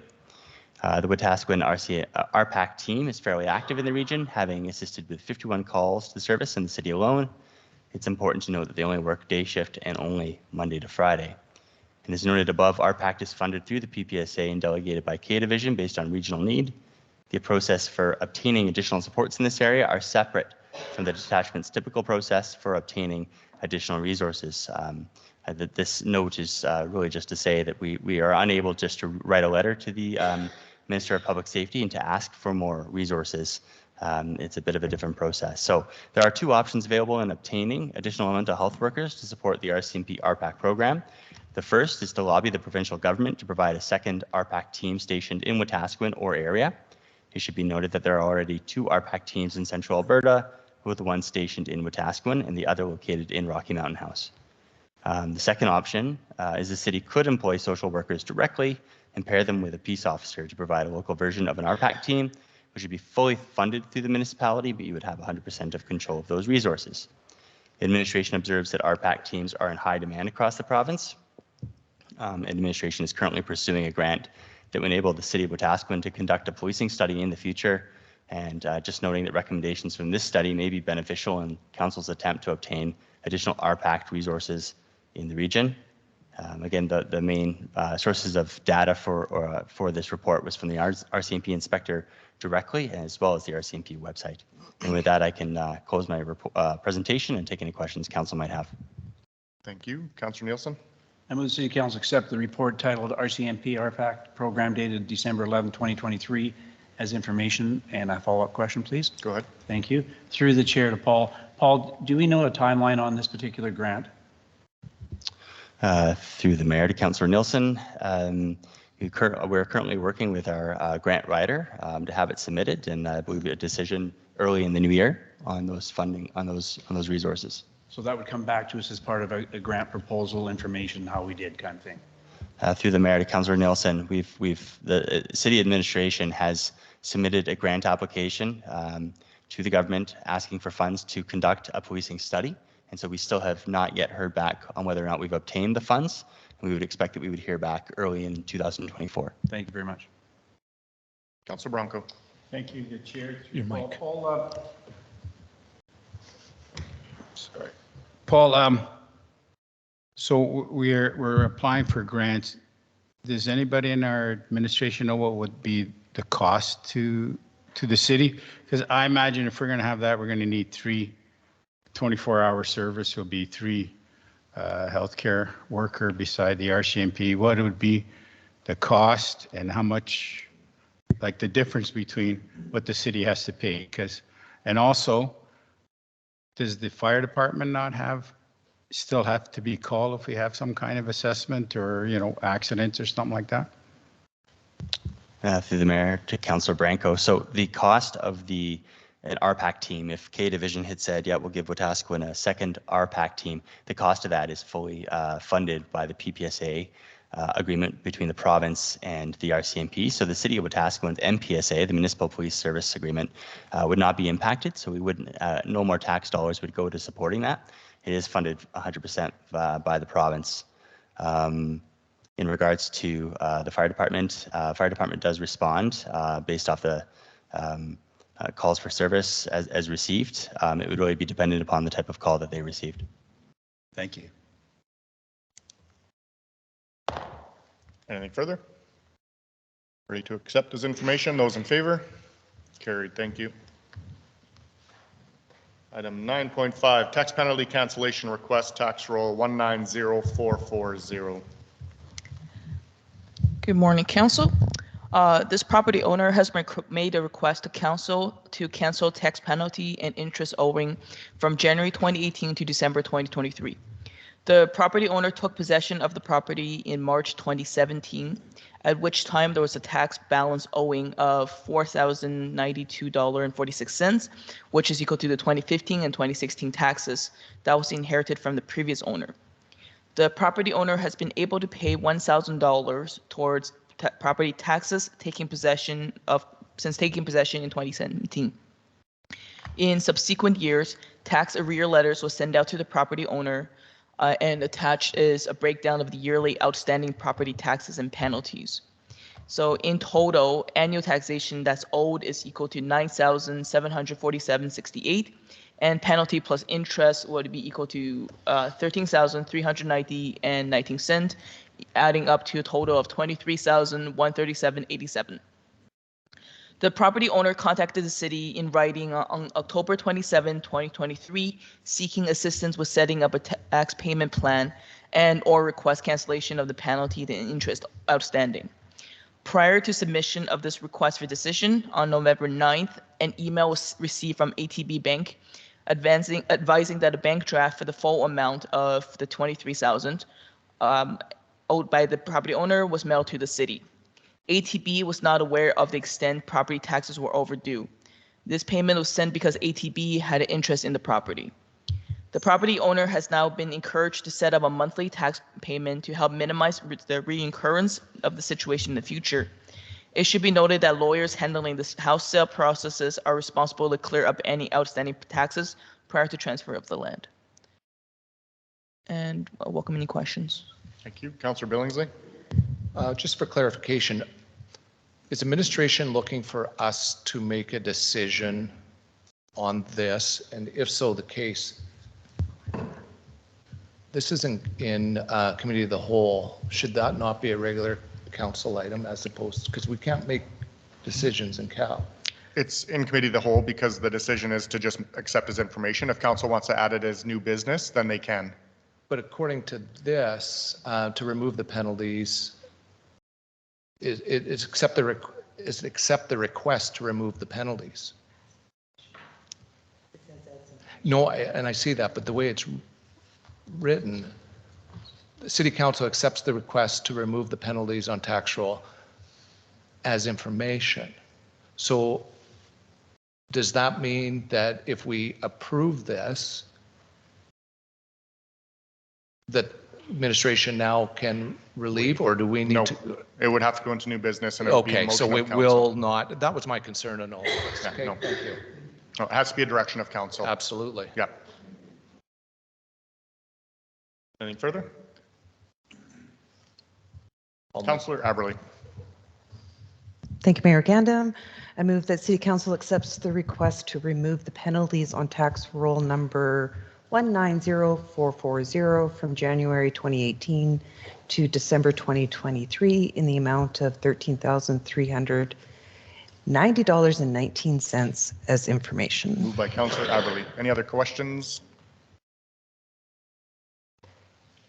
Councillor Billingsley. Thank you. Just for clarification, so nothing will be done until this is moved into a regular council item? Yep. Thank you. Councillor Nielsen. No, I'm good, thank you. Okay. Move to accept as information. Those in favor? Carried. Thank you. Item 9.6. Question, please. Sorry, go ahead. Thank you. Following up on Councillor Billingsley then, so is it incumbent upon this council to bring it into new business, or is it incumbent upon administration to bring it into new business? It's up to council if whether or not they want to move forward on it. As it stands right now, we've accepted as information. Nothing further will be done unless council adds it to an agenda. Nothing further will be done. We're accepting the request only. Okay, thank you. I'm good. 9.6, 2023 Quarter 3 Financial Report. Good morning, Council. This report aims to provide a comprehensive overview of the city's financial performance and key highlight for the third quarter of 2023, ending on September 30th, 2023. So all of the attached reports have been updated for in-year council motion up to the November council meeting, but the actual results is only up to September 30th. Just wanted to make that clear. As of September 2023, revenue is aimed at 31,767,533, which is about 79% of the budget.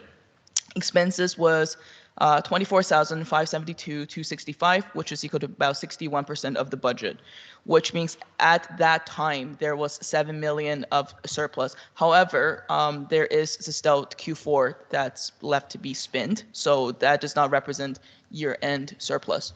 I just want to make that clear. And actually, the city is anticipating to spend most, or if not all, of the 7 million surplus by the end of the year. Capital purchases and sales. The city has spent $2,437,048 on capital projects as of September, with funding by grants of about $2,423,000 from reserve, $9,000, and $4,000 from current year taxes. Investment balances. The city's investment had a market value of $8,670,537 as of September 30th. This is composed of $3,708,718, which is committed toward future payoff of liability relating to the landfill, and another $4,961,819 in general investment. There is a decrease in the investment balances market value since June, predominantly due to market influences such as inflation, high interest rate, and global events. Note that the majority of the city's investment is in fixed income with guaranteed principal, so that means our principal will for sure be guaranteed. On grant update, know that the city is currently in the process of applying for several grants, including the Canada Summer Jobs, Regional Economic Development, Federal Enabling Accessibility Fund, and we're also working with the spray park on helping them apply for grants as well. Amount of grant approved and received per agreement was about $1,658,000, of which we have 66,000 that we have to build out, that we have already met the condition for. We just have to build them out. And then there's also 8,823,619 of reoccurring grants. So that's your MSI and your Municipal Sustainability Initiative, which will become the new funding agreement in 2024, and also your gas tax fund, or Canadian Community Building Fund. To date, we have received and haven't spent yet $1 million, and we can still receive another $2 million from those two grants. Furthermore, the city and the county of Wetaskiwin are working on agreement related to the 2023 Intermunicipal Collaboration Framework. As to reserves, the city currently has a reserve balance of $17,895,940. This includes $283,355 in reserve held on behalf of the library. So $3,788,703 of the reserve have been previously committed toward existing projects, and that leaves $14 million is currently uncommitted. This does not include any 2024 items. Notice that the increase to the reserve balance is primarily due to collecting on the sale of Southeast Industrial Land, which is equal to $1,124,427, and the entire amount received was transferred to the land sales reserve. As of September 30th, 2023, the city is in a sound financial position. Taxation has been complete for the year, and majority of the potential revenue have been recognized. There are just a couple of more grants and sales, utilities, that kind of things that haven't been recognized yet. Operating expense and the majority capital projects are on par to meet the amount allocated in the 2023 municipal budget.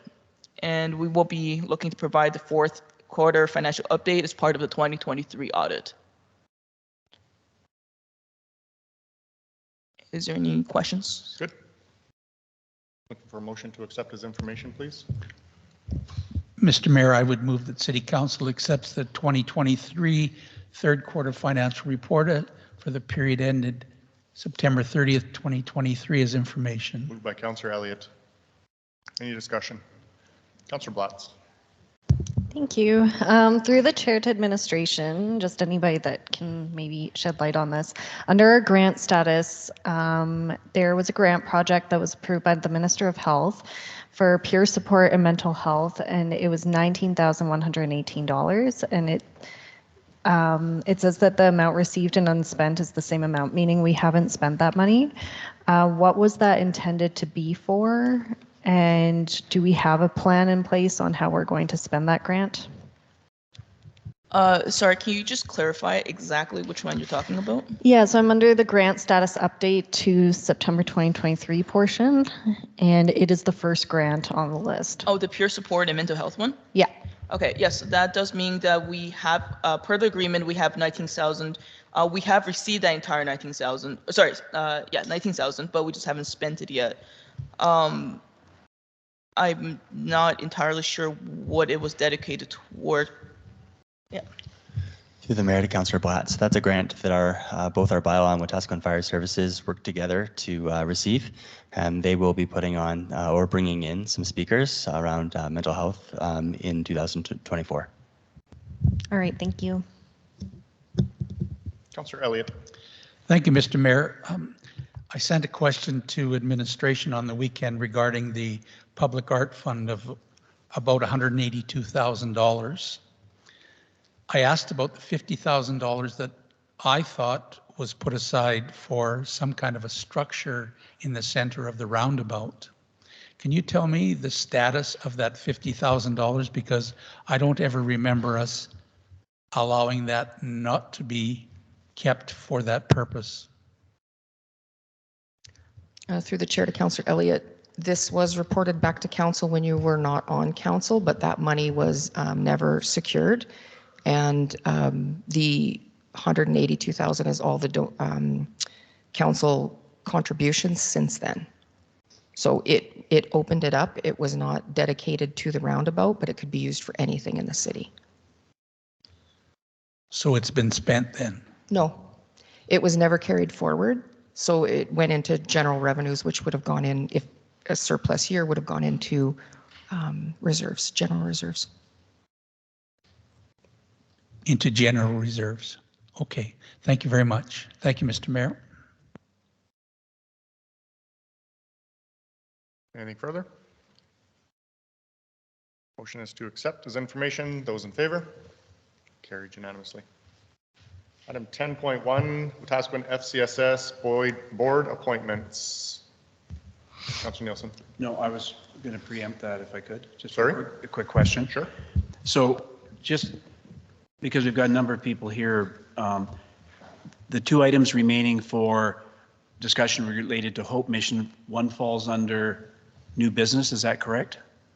Yeah, it was an added agenda item 15.6. 15.7. Sorry? 15.7 was a new agenda item. Right, and the one tabled that's coming forward was 15. Was 15.6. 15.6 and 15.7. And we're now on staff reports for decision item number 10. So it'll be a while before we get to those two items. Yep. Thank you. Wetaskiwin FCSS board appointments. Good morning, Council. I have a report. Purpose of the report here today is to appoint community members at large to serve on the Wetaskiwin FCSS board.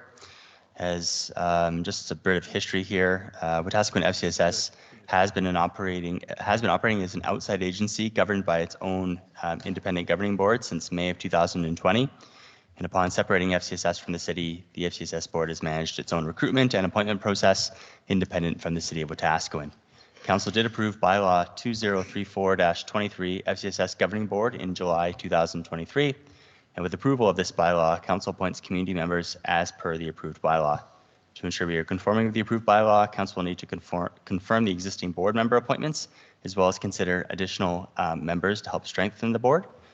Currently, we have about 5 community members at large on the Wetaskiwin FCSS board, and we've received one application from an individual that's requesting to serve on the board as well.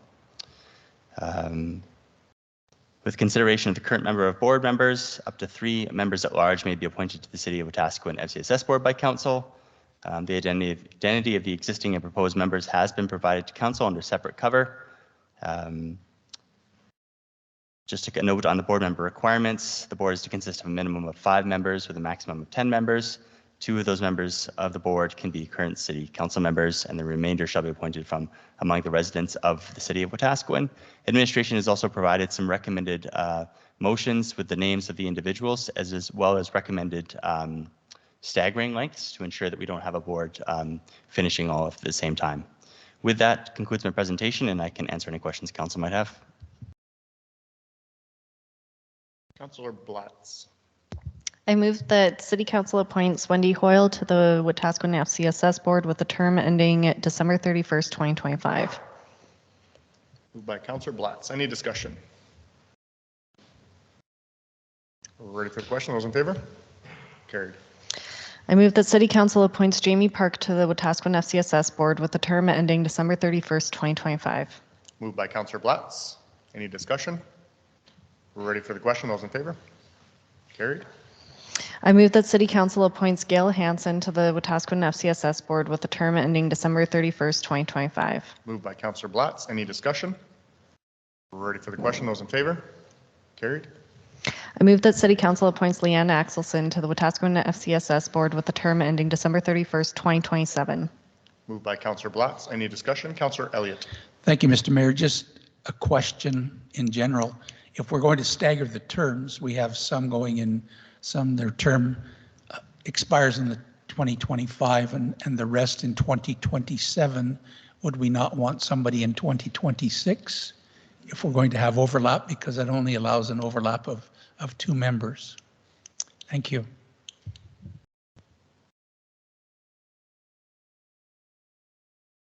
Anything further? Ready for the question. Those in favor? Carried. I move that City Council appoints Kat McCallum to the Wetaskiwin FCSS Board with the term ending December 31st, 2027. Moved by Councillor Blatz. Any discussion? We're ready for the question. Those in favor? Carried. I move that City Council appoints Robin Questner to the Wetaskiwin FCSS Board with the term ending December 31st, 2027. Moved by Councillor Blatz. Any discussion?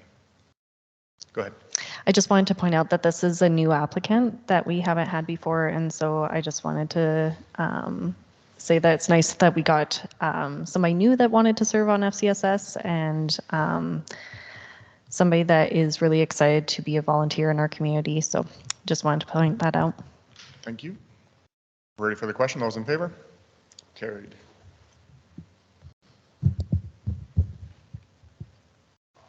Item 10.2, request for extension motions 212-22, donated assets policy, and 301-23, library facility. Good morning, Council. The purpose of this report is to formally request an extension from Council on work required in relation to 2 notices of motion.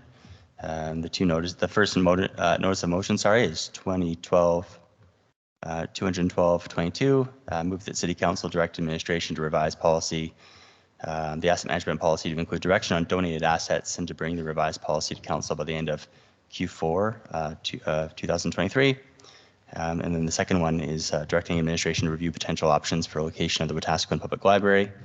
Administration requires these extensions due to staff capacity. That concludes my report.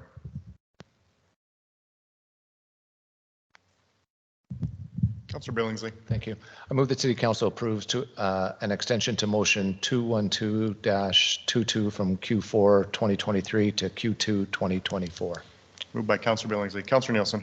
Thank you. Through the chair to administration. In approving this motion, asset management, how does this impact any of our financial audits as it relates to assets, or does it? Through the mayor to Councillor Nielsen, this is specifically related to donation of assets from the community or community groups, so I don't believe it would impact the audit at all. Thank you. Anything further? We're ready for the question. Those in favor? Carried. I move that City Council approve an extension to motion 301-23 from Q4 2023 to Q4 2024. Moved by Councillor Billingsley. Any discussion? We're ready for the question? No, go ahead. Thank you. Through the chair to Paul. When does the our current lease expire with the leaseholder in the library? Through the mayor to Councillor Nielsen, the existing lease expires at the end of the year. Administration does have a lease renewal that we're currently finalizing. Thank you very much. Anything further? We're ready for the question. Those in favor? Carried. Item 10.3, Clean Energy Improvement Program, CEAP, funding through Federation of Canadian Municipalities. Good morning, Council. On September 12, 2022, administration sought Council's input on a bylaw establishing the CEIP program. It was passed in Resolution 335/22. On June 26, 2023, Council approved the Clean Energy Improvement Program Bylaw 2037-23. The bylaw authorized the City of Wetaskiwin to establish the program, borrow money for the purpose of financing clean energy improvements, and use the property tax system to facilitate repayment from the property owner. If property owners participate in the CIP program, the debt incurred attaches to the property for the life of the debt and remains with the property if it is sold. Persistent to the Clean Energy Improvement Program plan dated January 13, 2023, we have moved into Phase 4, leading practices research and arranging for financial capital for CIP. Phase 4 of the project plan also has city team members participating in the cohort of municipalities engaged in the CIP development meeting held on October 5th, 2023. Several municipalities are involved in this cohort, including Airdrie, Spruce Grove, Stellar, and Slave Lake. And since then, we've actually been working closely with FCM to develop the market study, which is required as part of the application. So there are several milestones required to obtain FCM funding, and attached to the presentation is an overview of the necessary milestones. So there's the passing the bylaw, market study, that's where we're at right now.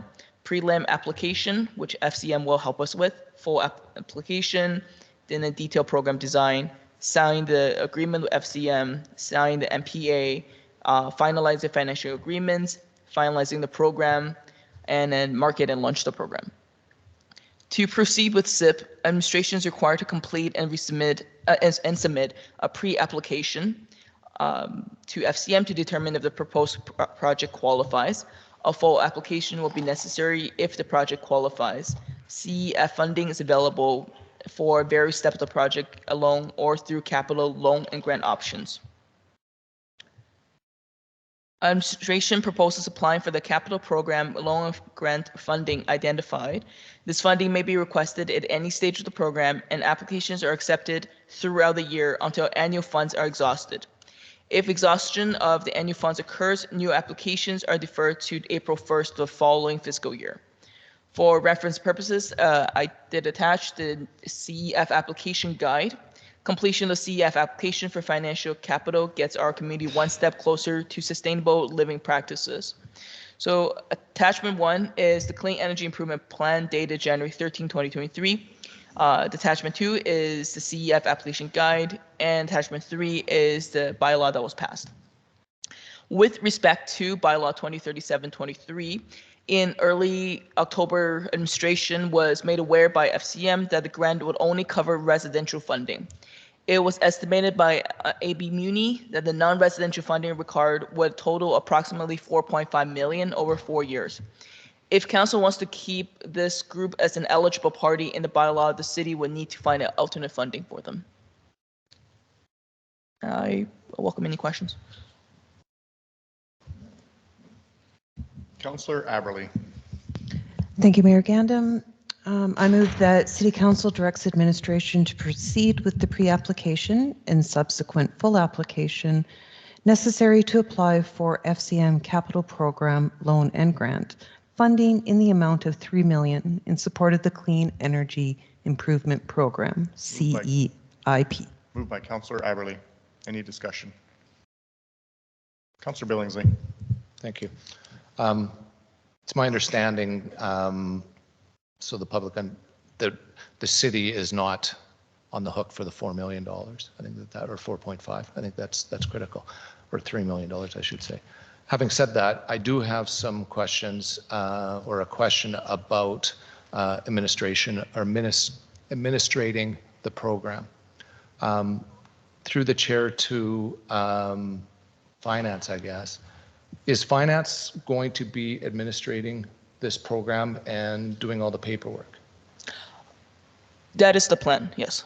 So in theory, if finance is at capacity, will we be adding more staff?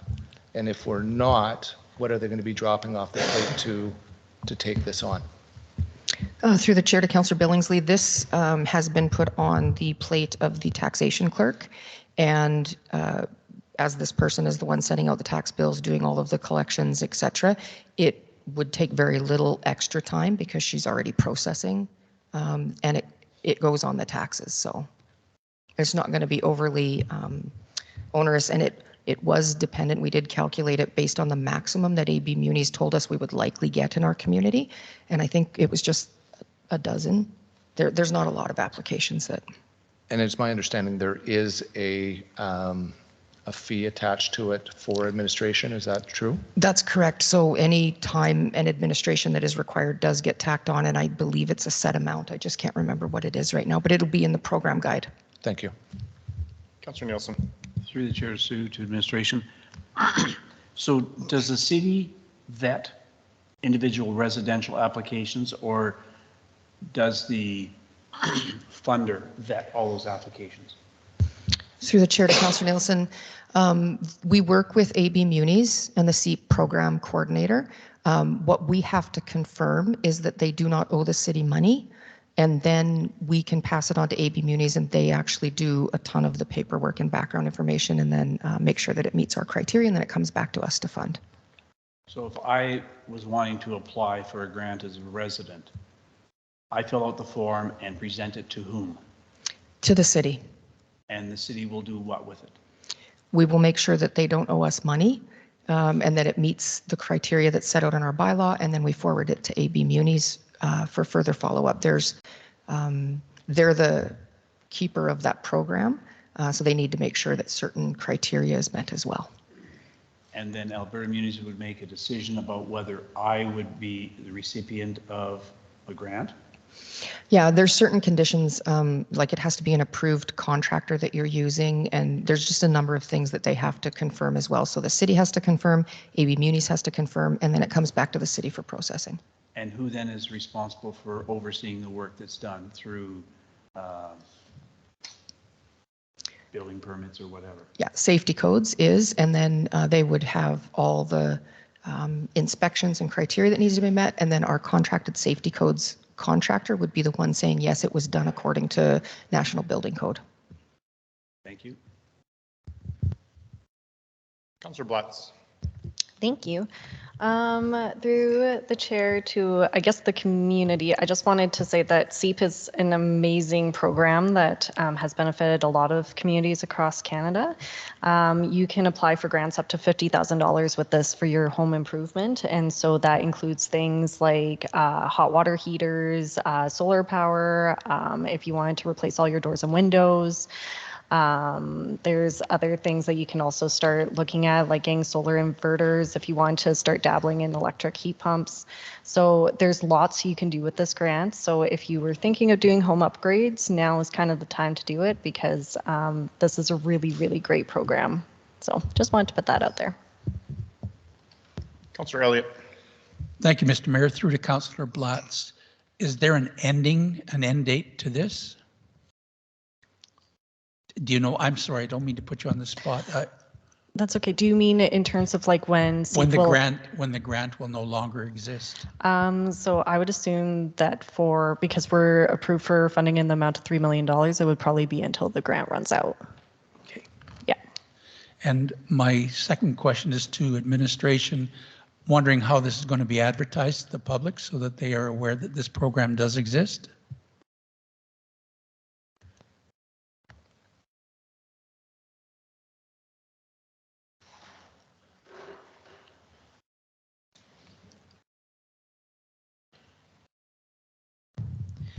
So it will be advertised on our website, social medias, internal communications between departments involved, and community buy-in. So I'm assuming it'll be on the website and on social medias. And what about the local newspapers? Yes, that too. Thank you very much. Anything further? We're ready for the question. Those in favor? Carried.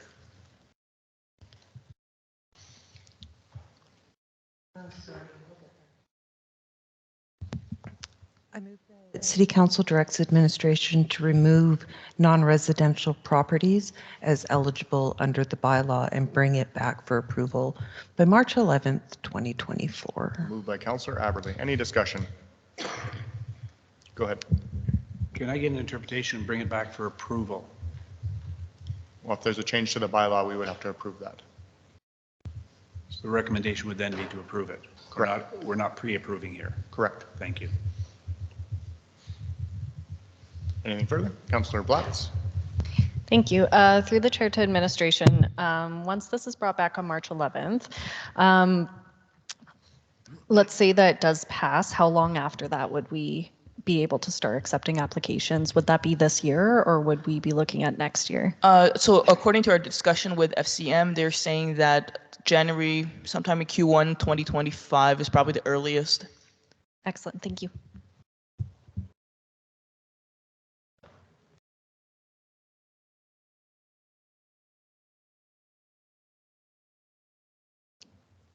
We're ready for the question. Those in favor?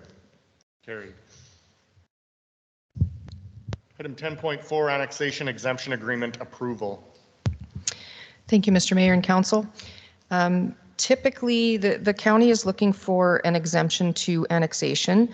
Typically, a municipality will initiate annexation through criteria in the intermunicipal development plan and municipal development plan. When a property becomes serviced by the city, that is typically the time that we would annex those lands.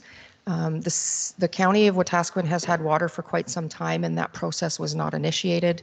In the recent past, they have hooked up to the wastewater system, and so the county is looking for assurances from City Council that they will not be annexed. And one of the main criteria is that as long as they are exclusively and primarily used for county facilities. We do need council's approval for this. The mayor and city manager can sign once council has agreed to this exemption. I'd be happy to take any questions. Councillor Aberley. Thank you, Mayor Gandam. I move that City Council approves the signing of the annexation exemption agreement with the County of Wetaskiwin, number 10. Moved by Councillor Aberley. Any discussion? We're ready for the question. Those in favor? Carried. Item 12.1, Records Management Bylaw number 2046-23.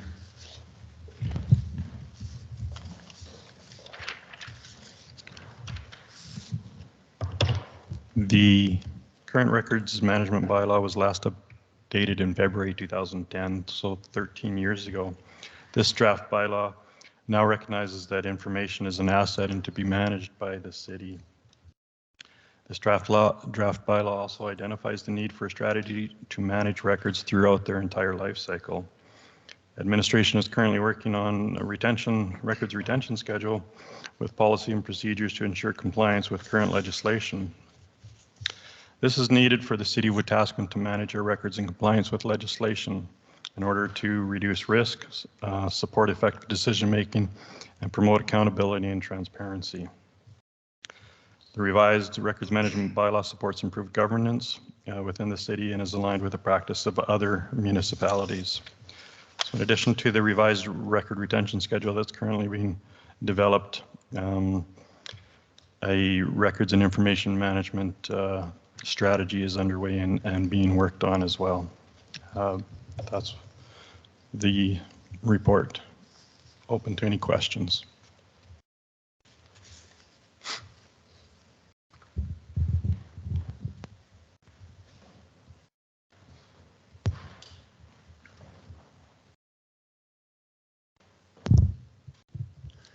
Mr. Mayor, I would move that council gives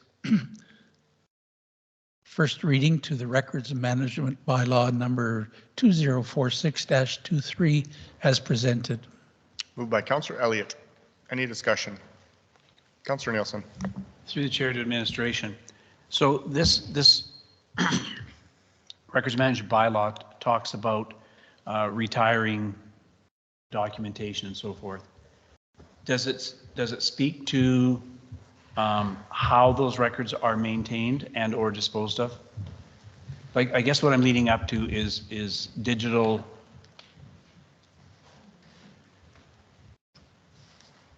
The implications related to digital storage of data and so forth. So my name is Donna Malloy, through the mayor to Councillor Nielsen. Great question.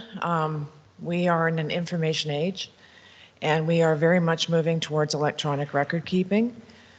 This bylaw doesn't speak to that level of detail, but it does authorize your city manager to actually work with me on policies and procedures that will be signed off, that will sort of push us to, like other municipalities, to better govern our information. And like you just said, most of it is electronic, as evidenced by all the machines in front of you.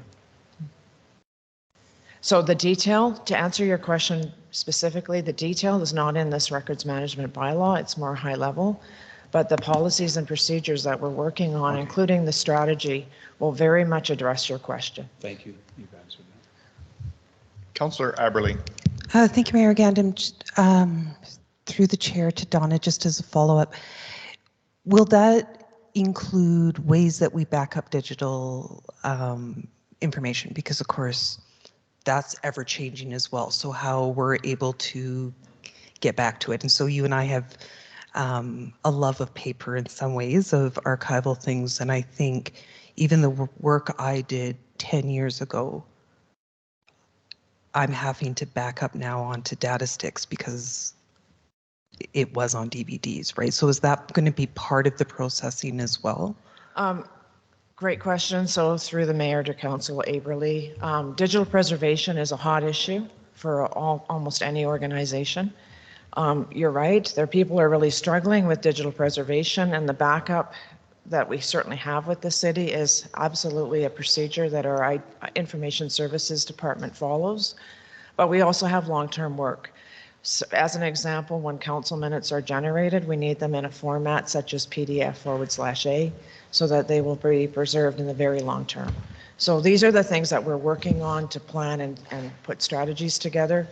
I know that from my department and from the leadership of our general manager that we are working to have better electronic record keeping planning for 2025 at this point. Thank you.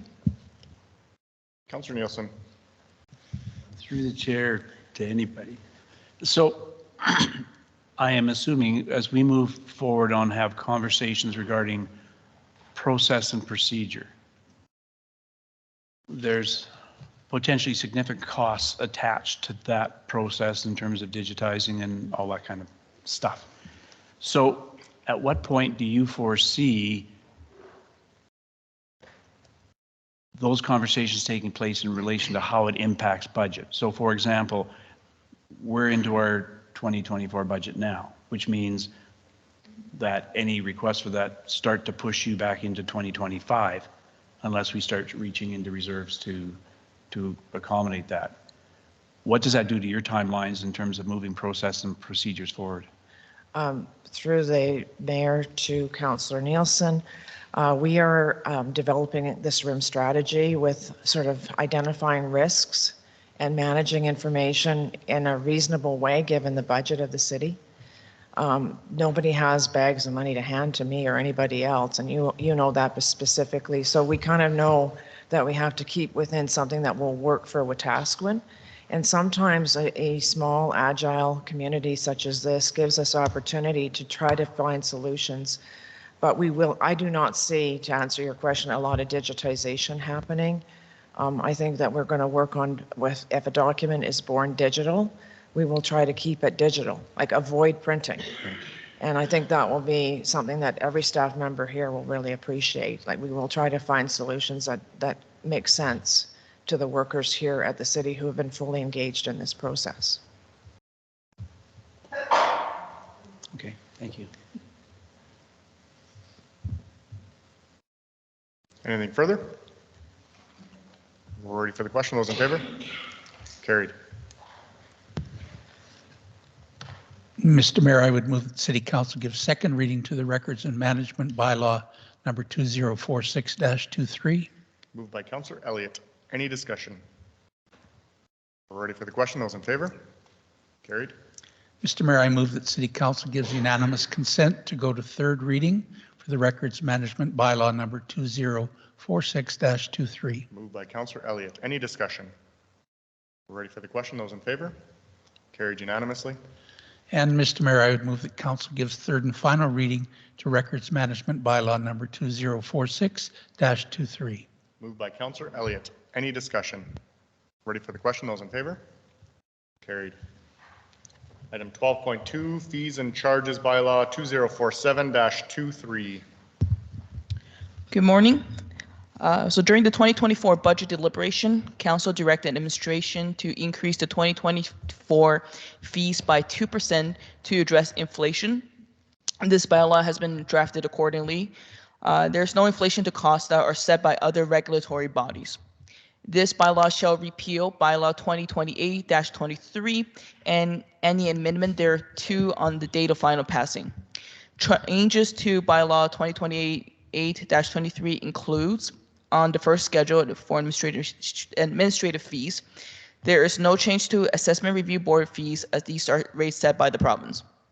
Schedule B for our finance related charges, slight increase of less than $1 to non-sufficient fund NSF, tax certificate, and paper bill fees.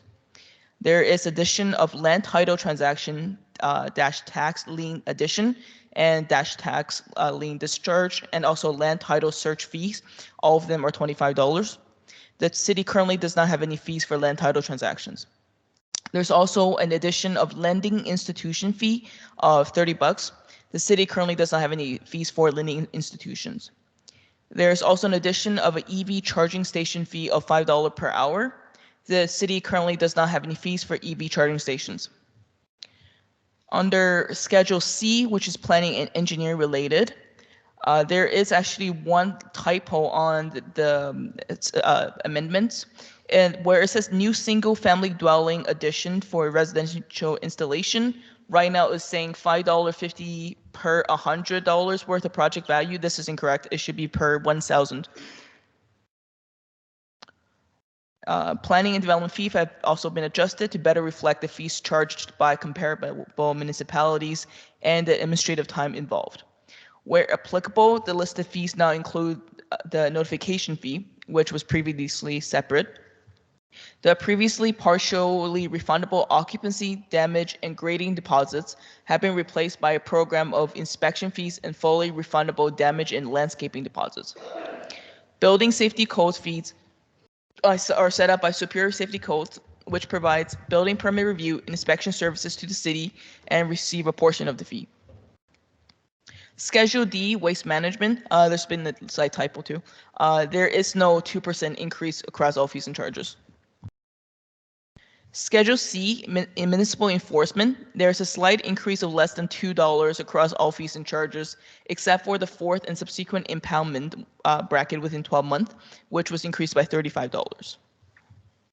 Schedule F for fire services, a 2% increase across all fees and charges, except for air cylinder recharge for SCBA cylinder, which increased from $10 to $25. Fire department responses increased to align with Alberta Transportation. These include the use of engineering rescue resources, increased from $630 to $700. Ladder/aerial apparatus decreased from $830 to $700. And command vehicles increased from $185 to $205. The following fees and charges were removed: failed to report, fire pit permit, fireworks fines, fire pit fines, conduct activities that may cause a fire, provide misleading/incomplete/false information, interfere with persons authorized by bylaw or Safety Codes Act, damage or destroy fire department properties plus replacement cost, falsely represent as a fire service member, interfere with fire service equipment apparatus, enter boundaries established by the fire department, and address is not visible. As well, we did include a note in the amendment saying that any secondary and tertiary calls will be charged at the equipment usage fee. So that has been added on there, but the rate that it's already been set for secondary and third, it's already calculated for cost recovery. So I just wanted to bring that up to council's attention when you guys are determining. Schedule G, recreation, increase of 2% to a majority of the fees and charges, except for the following, which increased by 9.1%. And those are prime time ice rentals for local youth, non-local youth, and non-local adult. Cemetery, there was a 2% increase across all fees and charges. Storm, residential, the current fee is 0.7, so 70 cents per month. Administration is proposing that this be increased to $2.80.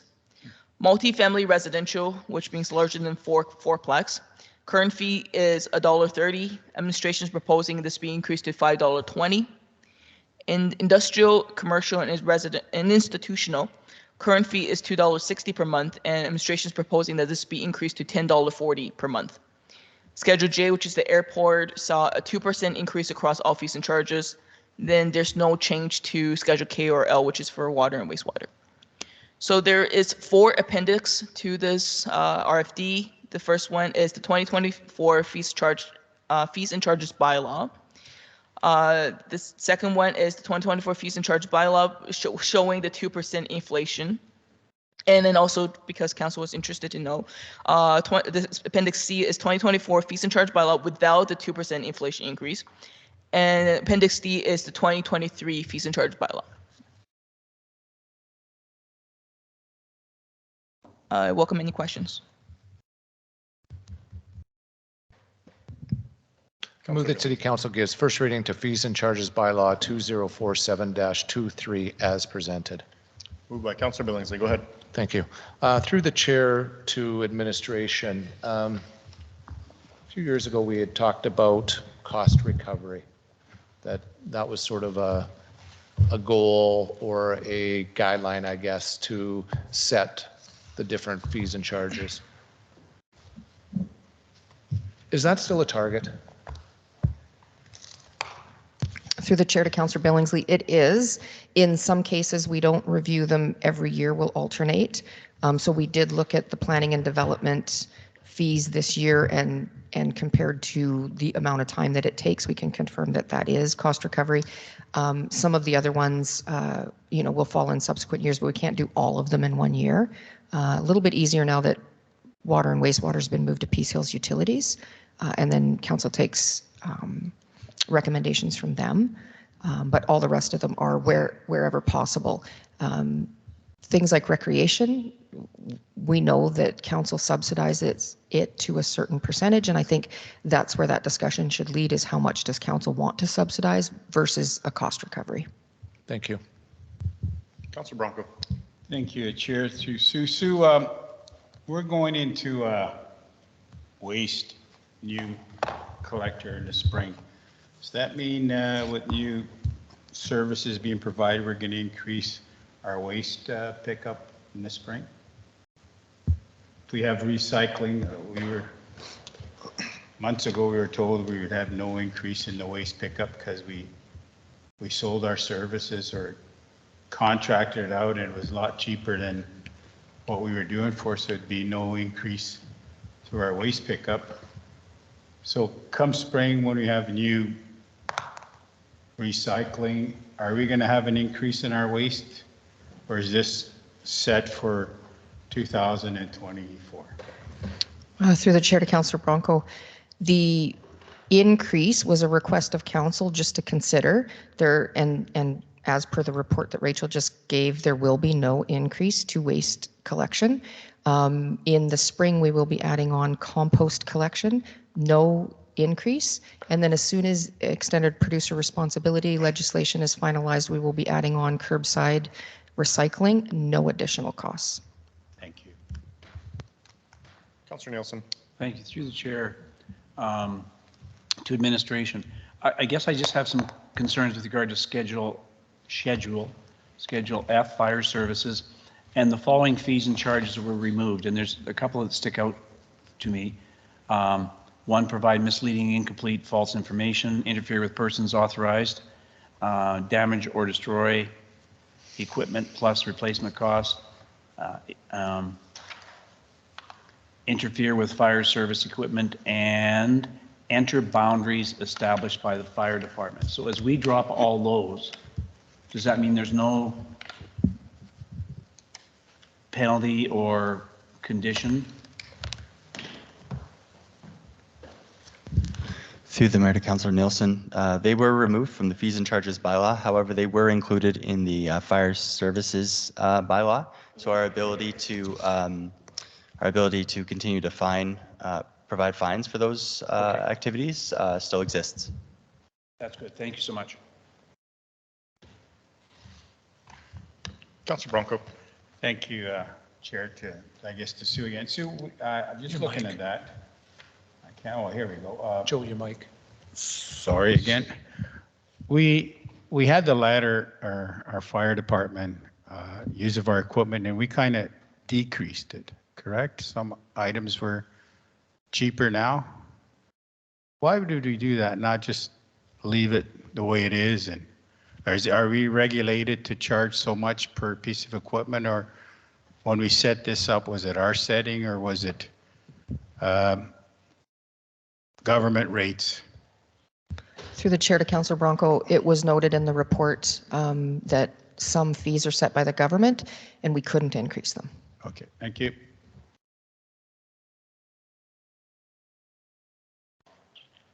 Anything further? Approval to first reading for fees and charges by law 2047-23. Those in favor? Carried. I move that City Council gives second reading to fees and charges by law 2047-23. Moved by Councillor Billingsley. Any discussion? We're ready for the question. Those in favor? Carried. I move that City Council gives unanimous consent to move to third reading of fees and charges by law 2047-23. Moved by Councillor Billingsley. Any discussion? Ready for the question. Those in favor? Carried unanimously. I move that City Council gives third and final reading to the fees and charges by law 2047-23. Moved by Councillor Billingsley. Any discussion? Ready for the question. Those in favor? Carried. New business 15.1, proposed public art mural program.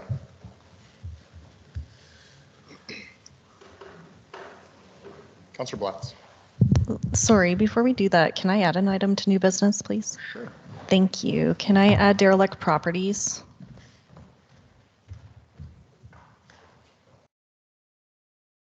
Derelict properties to new business would be 15.8. Those in favor of adding that to the agenda? Opposed? Those in favor of adding that to the agenda? Carried. Anything further? Okay. 15.1, proposed public art mural program.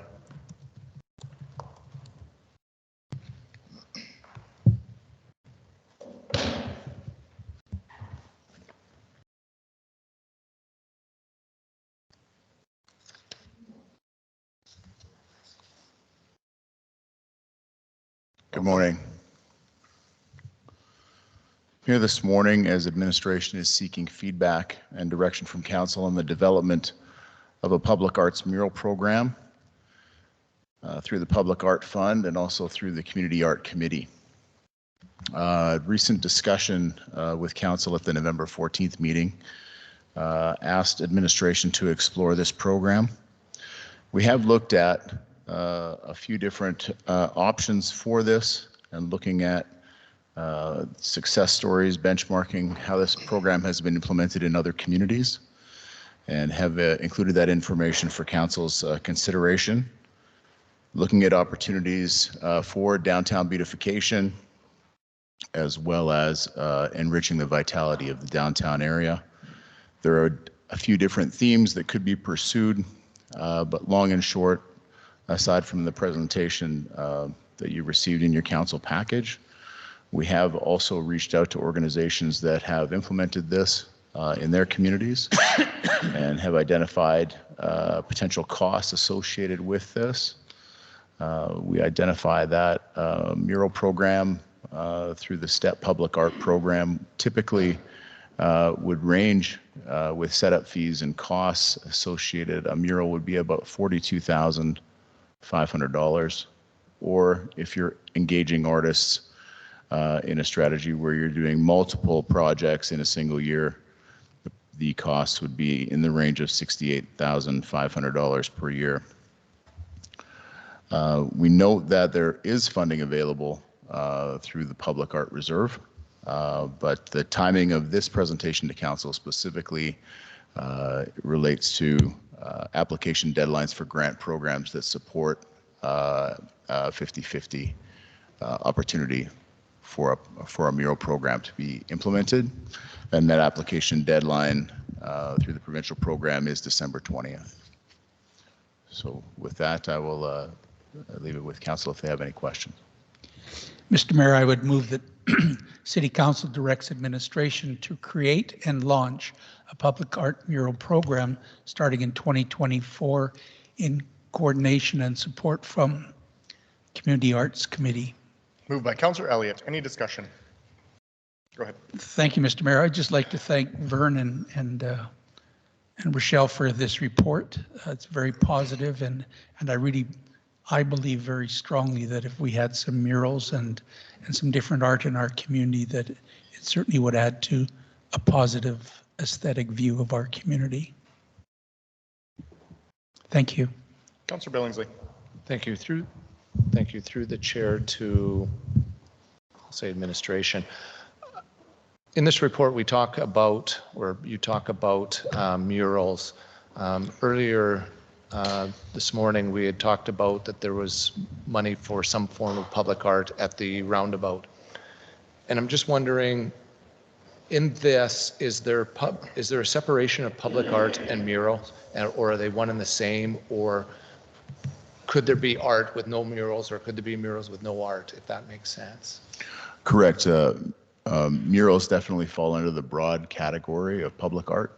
Okay. And so whether you're looking at a sculpture project or things of that nature, definitely would all be all-encompassing. Thank you. Councillor Nielsen. Thank you, through the chair to Vern. You said you were looking for some feedback. So I guess my feedback isn't related to themes. And while I don't disagree with the themes that are identified here, I wonder if there isn't an open category that may be outside of the three functions that are identified here. I think artistically speaking, when you're talking to accomplished artists, of which I'm not, is they come forward with their own identities and their own visions of how to create something, and it may not fall within the themes identified here. I'd like to see a fourth category called open, and whatever the committee is can determine whether that meets an acceptable criteria moving forward. I think it just broadens the opportunities for artists. Thank you. Are you going to make an amendment to the program to include number 4 open under themes? I'd be happy to do so, Mr. Mayor. Okay, to the amendment. Ready for the question? Those in favor? Carried. So we'll add 4 open, please. Back to the motion, Councillor Bronco. Thank you, Chair. Is there a limit on how much we're going to spend on this art? Is there a peak? We got $70,000 for how many murals? We have 10. We're going to go 700,000, or we're going to use the percentage from construction or whatever projects we do. Through the chair to Councillor Bronco, at the instruction of council, I prepared this document. I am not going to be administering the public art program.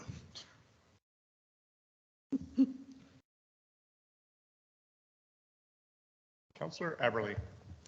Thank you.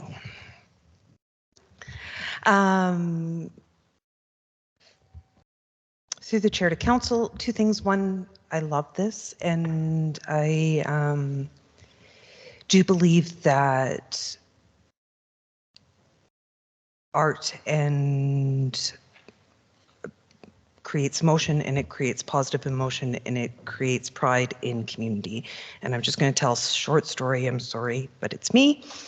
When I first received my job offer at my other job, my husband and I came. We had lived in large cities. We had done all of those things, and we really didn't think that we could live in a small town in central Alberta.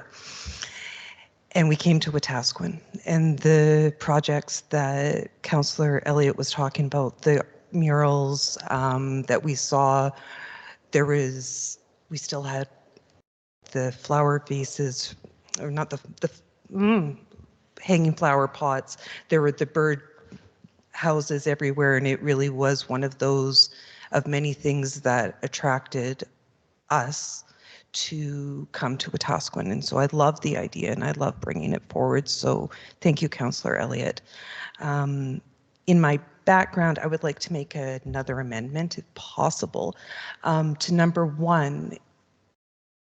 I would say, I think I would like it to say Indigenous and other local heritage, because we do have a long storied, under themes, we do have a long and storied history of Wetaskiwin that includes Indigenous heritage, but also settler heritage and new immigrants and things like that. So I would like to change the wording.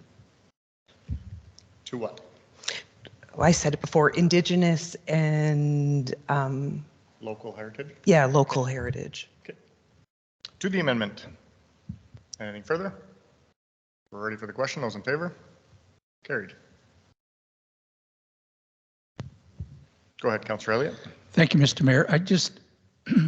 The reason I asked about the $50,000 that was put away for the centerpiece at the roundabout was I was wondering if people were coming forward with proposals for murals or sculptures, if maybe they came forward with something that might be used in the roundabout as well. So that's why I asked the question earlier. Maybe we can merge the two and get some ideas for the roundabout as well at the same time. Thank you. Councillor Billingsley. Speaking to that, I'm wondering then if we don't need to direct administration to get something done at that roundabout. I mean, You absolutely can. That would just be a separate motion from this. yeah, I'm just wondering, could it be within this document? I think us giving direction to fill the centerpiece at the roundabout is separate than this. But that will change because if public art mural program.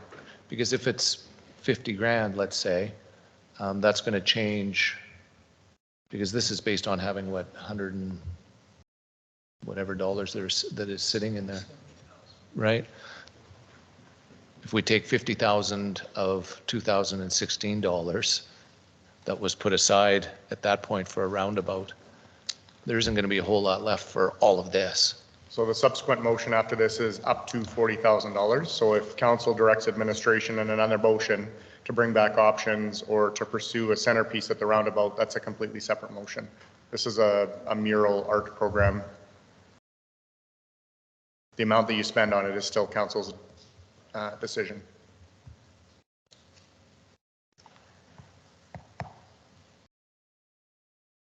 I guess my concern is if having it outside, and if we allocate $50,000, let's say, for the roundabout, we're really cutting this down to very little to nothing.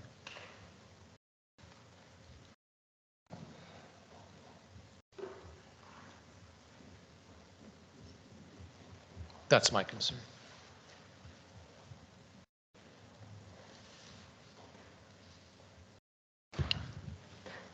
Mr. Mayor, I don't see that as two separate projects. I mean, I see that as two separate projects, that there's funding for murals and there is funding for the centerpiece. Yeah. That's what I said. But my thought was maybe some concepts that came through with the murals or the sculptures might be able to carry over into something we might put in the roundabout. Yeah, Councilor Bronco. Thank you, Chair. A question. As much as I love art and everything, but is this a real priority to our community when our roads are falling apart? And to this, it's a wish list. Is it good? We don't know. Does council is picking the site where this is going to go? Is council picking the artist or what the design is? I think there's more. It's a wish list. I'd love to have it, but is it a priority for us in our community? I don't think so. Thank you. Councilor Aberley. Thank you, Mayor Gandam. Through the chair to council, I would say yes. I would say, would I rather have X versus Y? What are our priorities? What is life and death? We're not looking at this. We're looking at separate funding models. We're looking for grants, which is, again, taxpayer money up a level or two, using that. But we do put money aside for this, for creating a community that is collected, creating a community that has pride, creating spaces that people are more comfortable being in. And it's not, we have set money apart or aside for roads and the things that we need to do for roads. And I don't see saying filling a pothole and taking money out of money we have put aside for art or bettering the feeling and the impression of our community. I don't think we need one or the other. Both are building our community. So yes, I do think it is a need. Councilor Billingsley. Thank you. And it was a direction of council to allocate dollars towards this fund. And I guess I would say to you, Councilor Branco, is if you're against that, is then to bring a different motion forward to rescind that. But at this point, direction has been given to put money into this reserve. Understand. And it's been sitting there for a very long time. Anything further? Motion is to direct administration to create and launch a public art mural program starting in 2024 in support from the Community Art Committee. Those in favor? Opposed? Carried. Mr. Mayor, I would move that City Council directs administration to approve matching funding up to $40,000 from the Public Art Reserve. Moved by Councillor Elliott. Any discussion?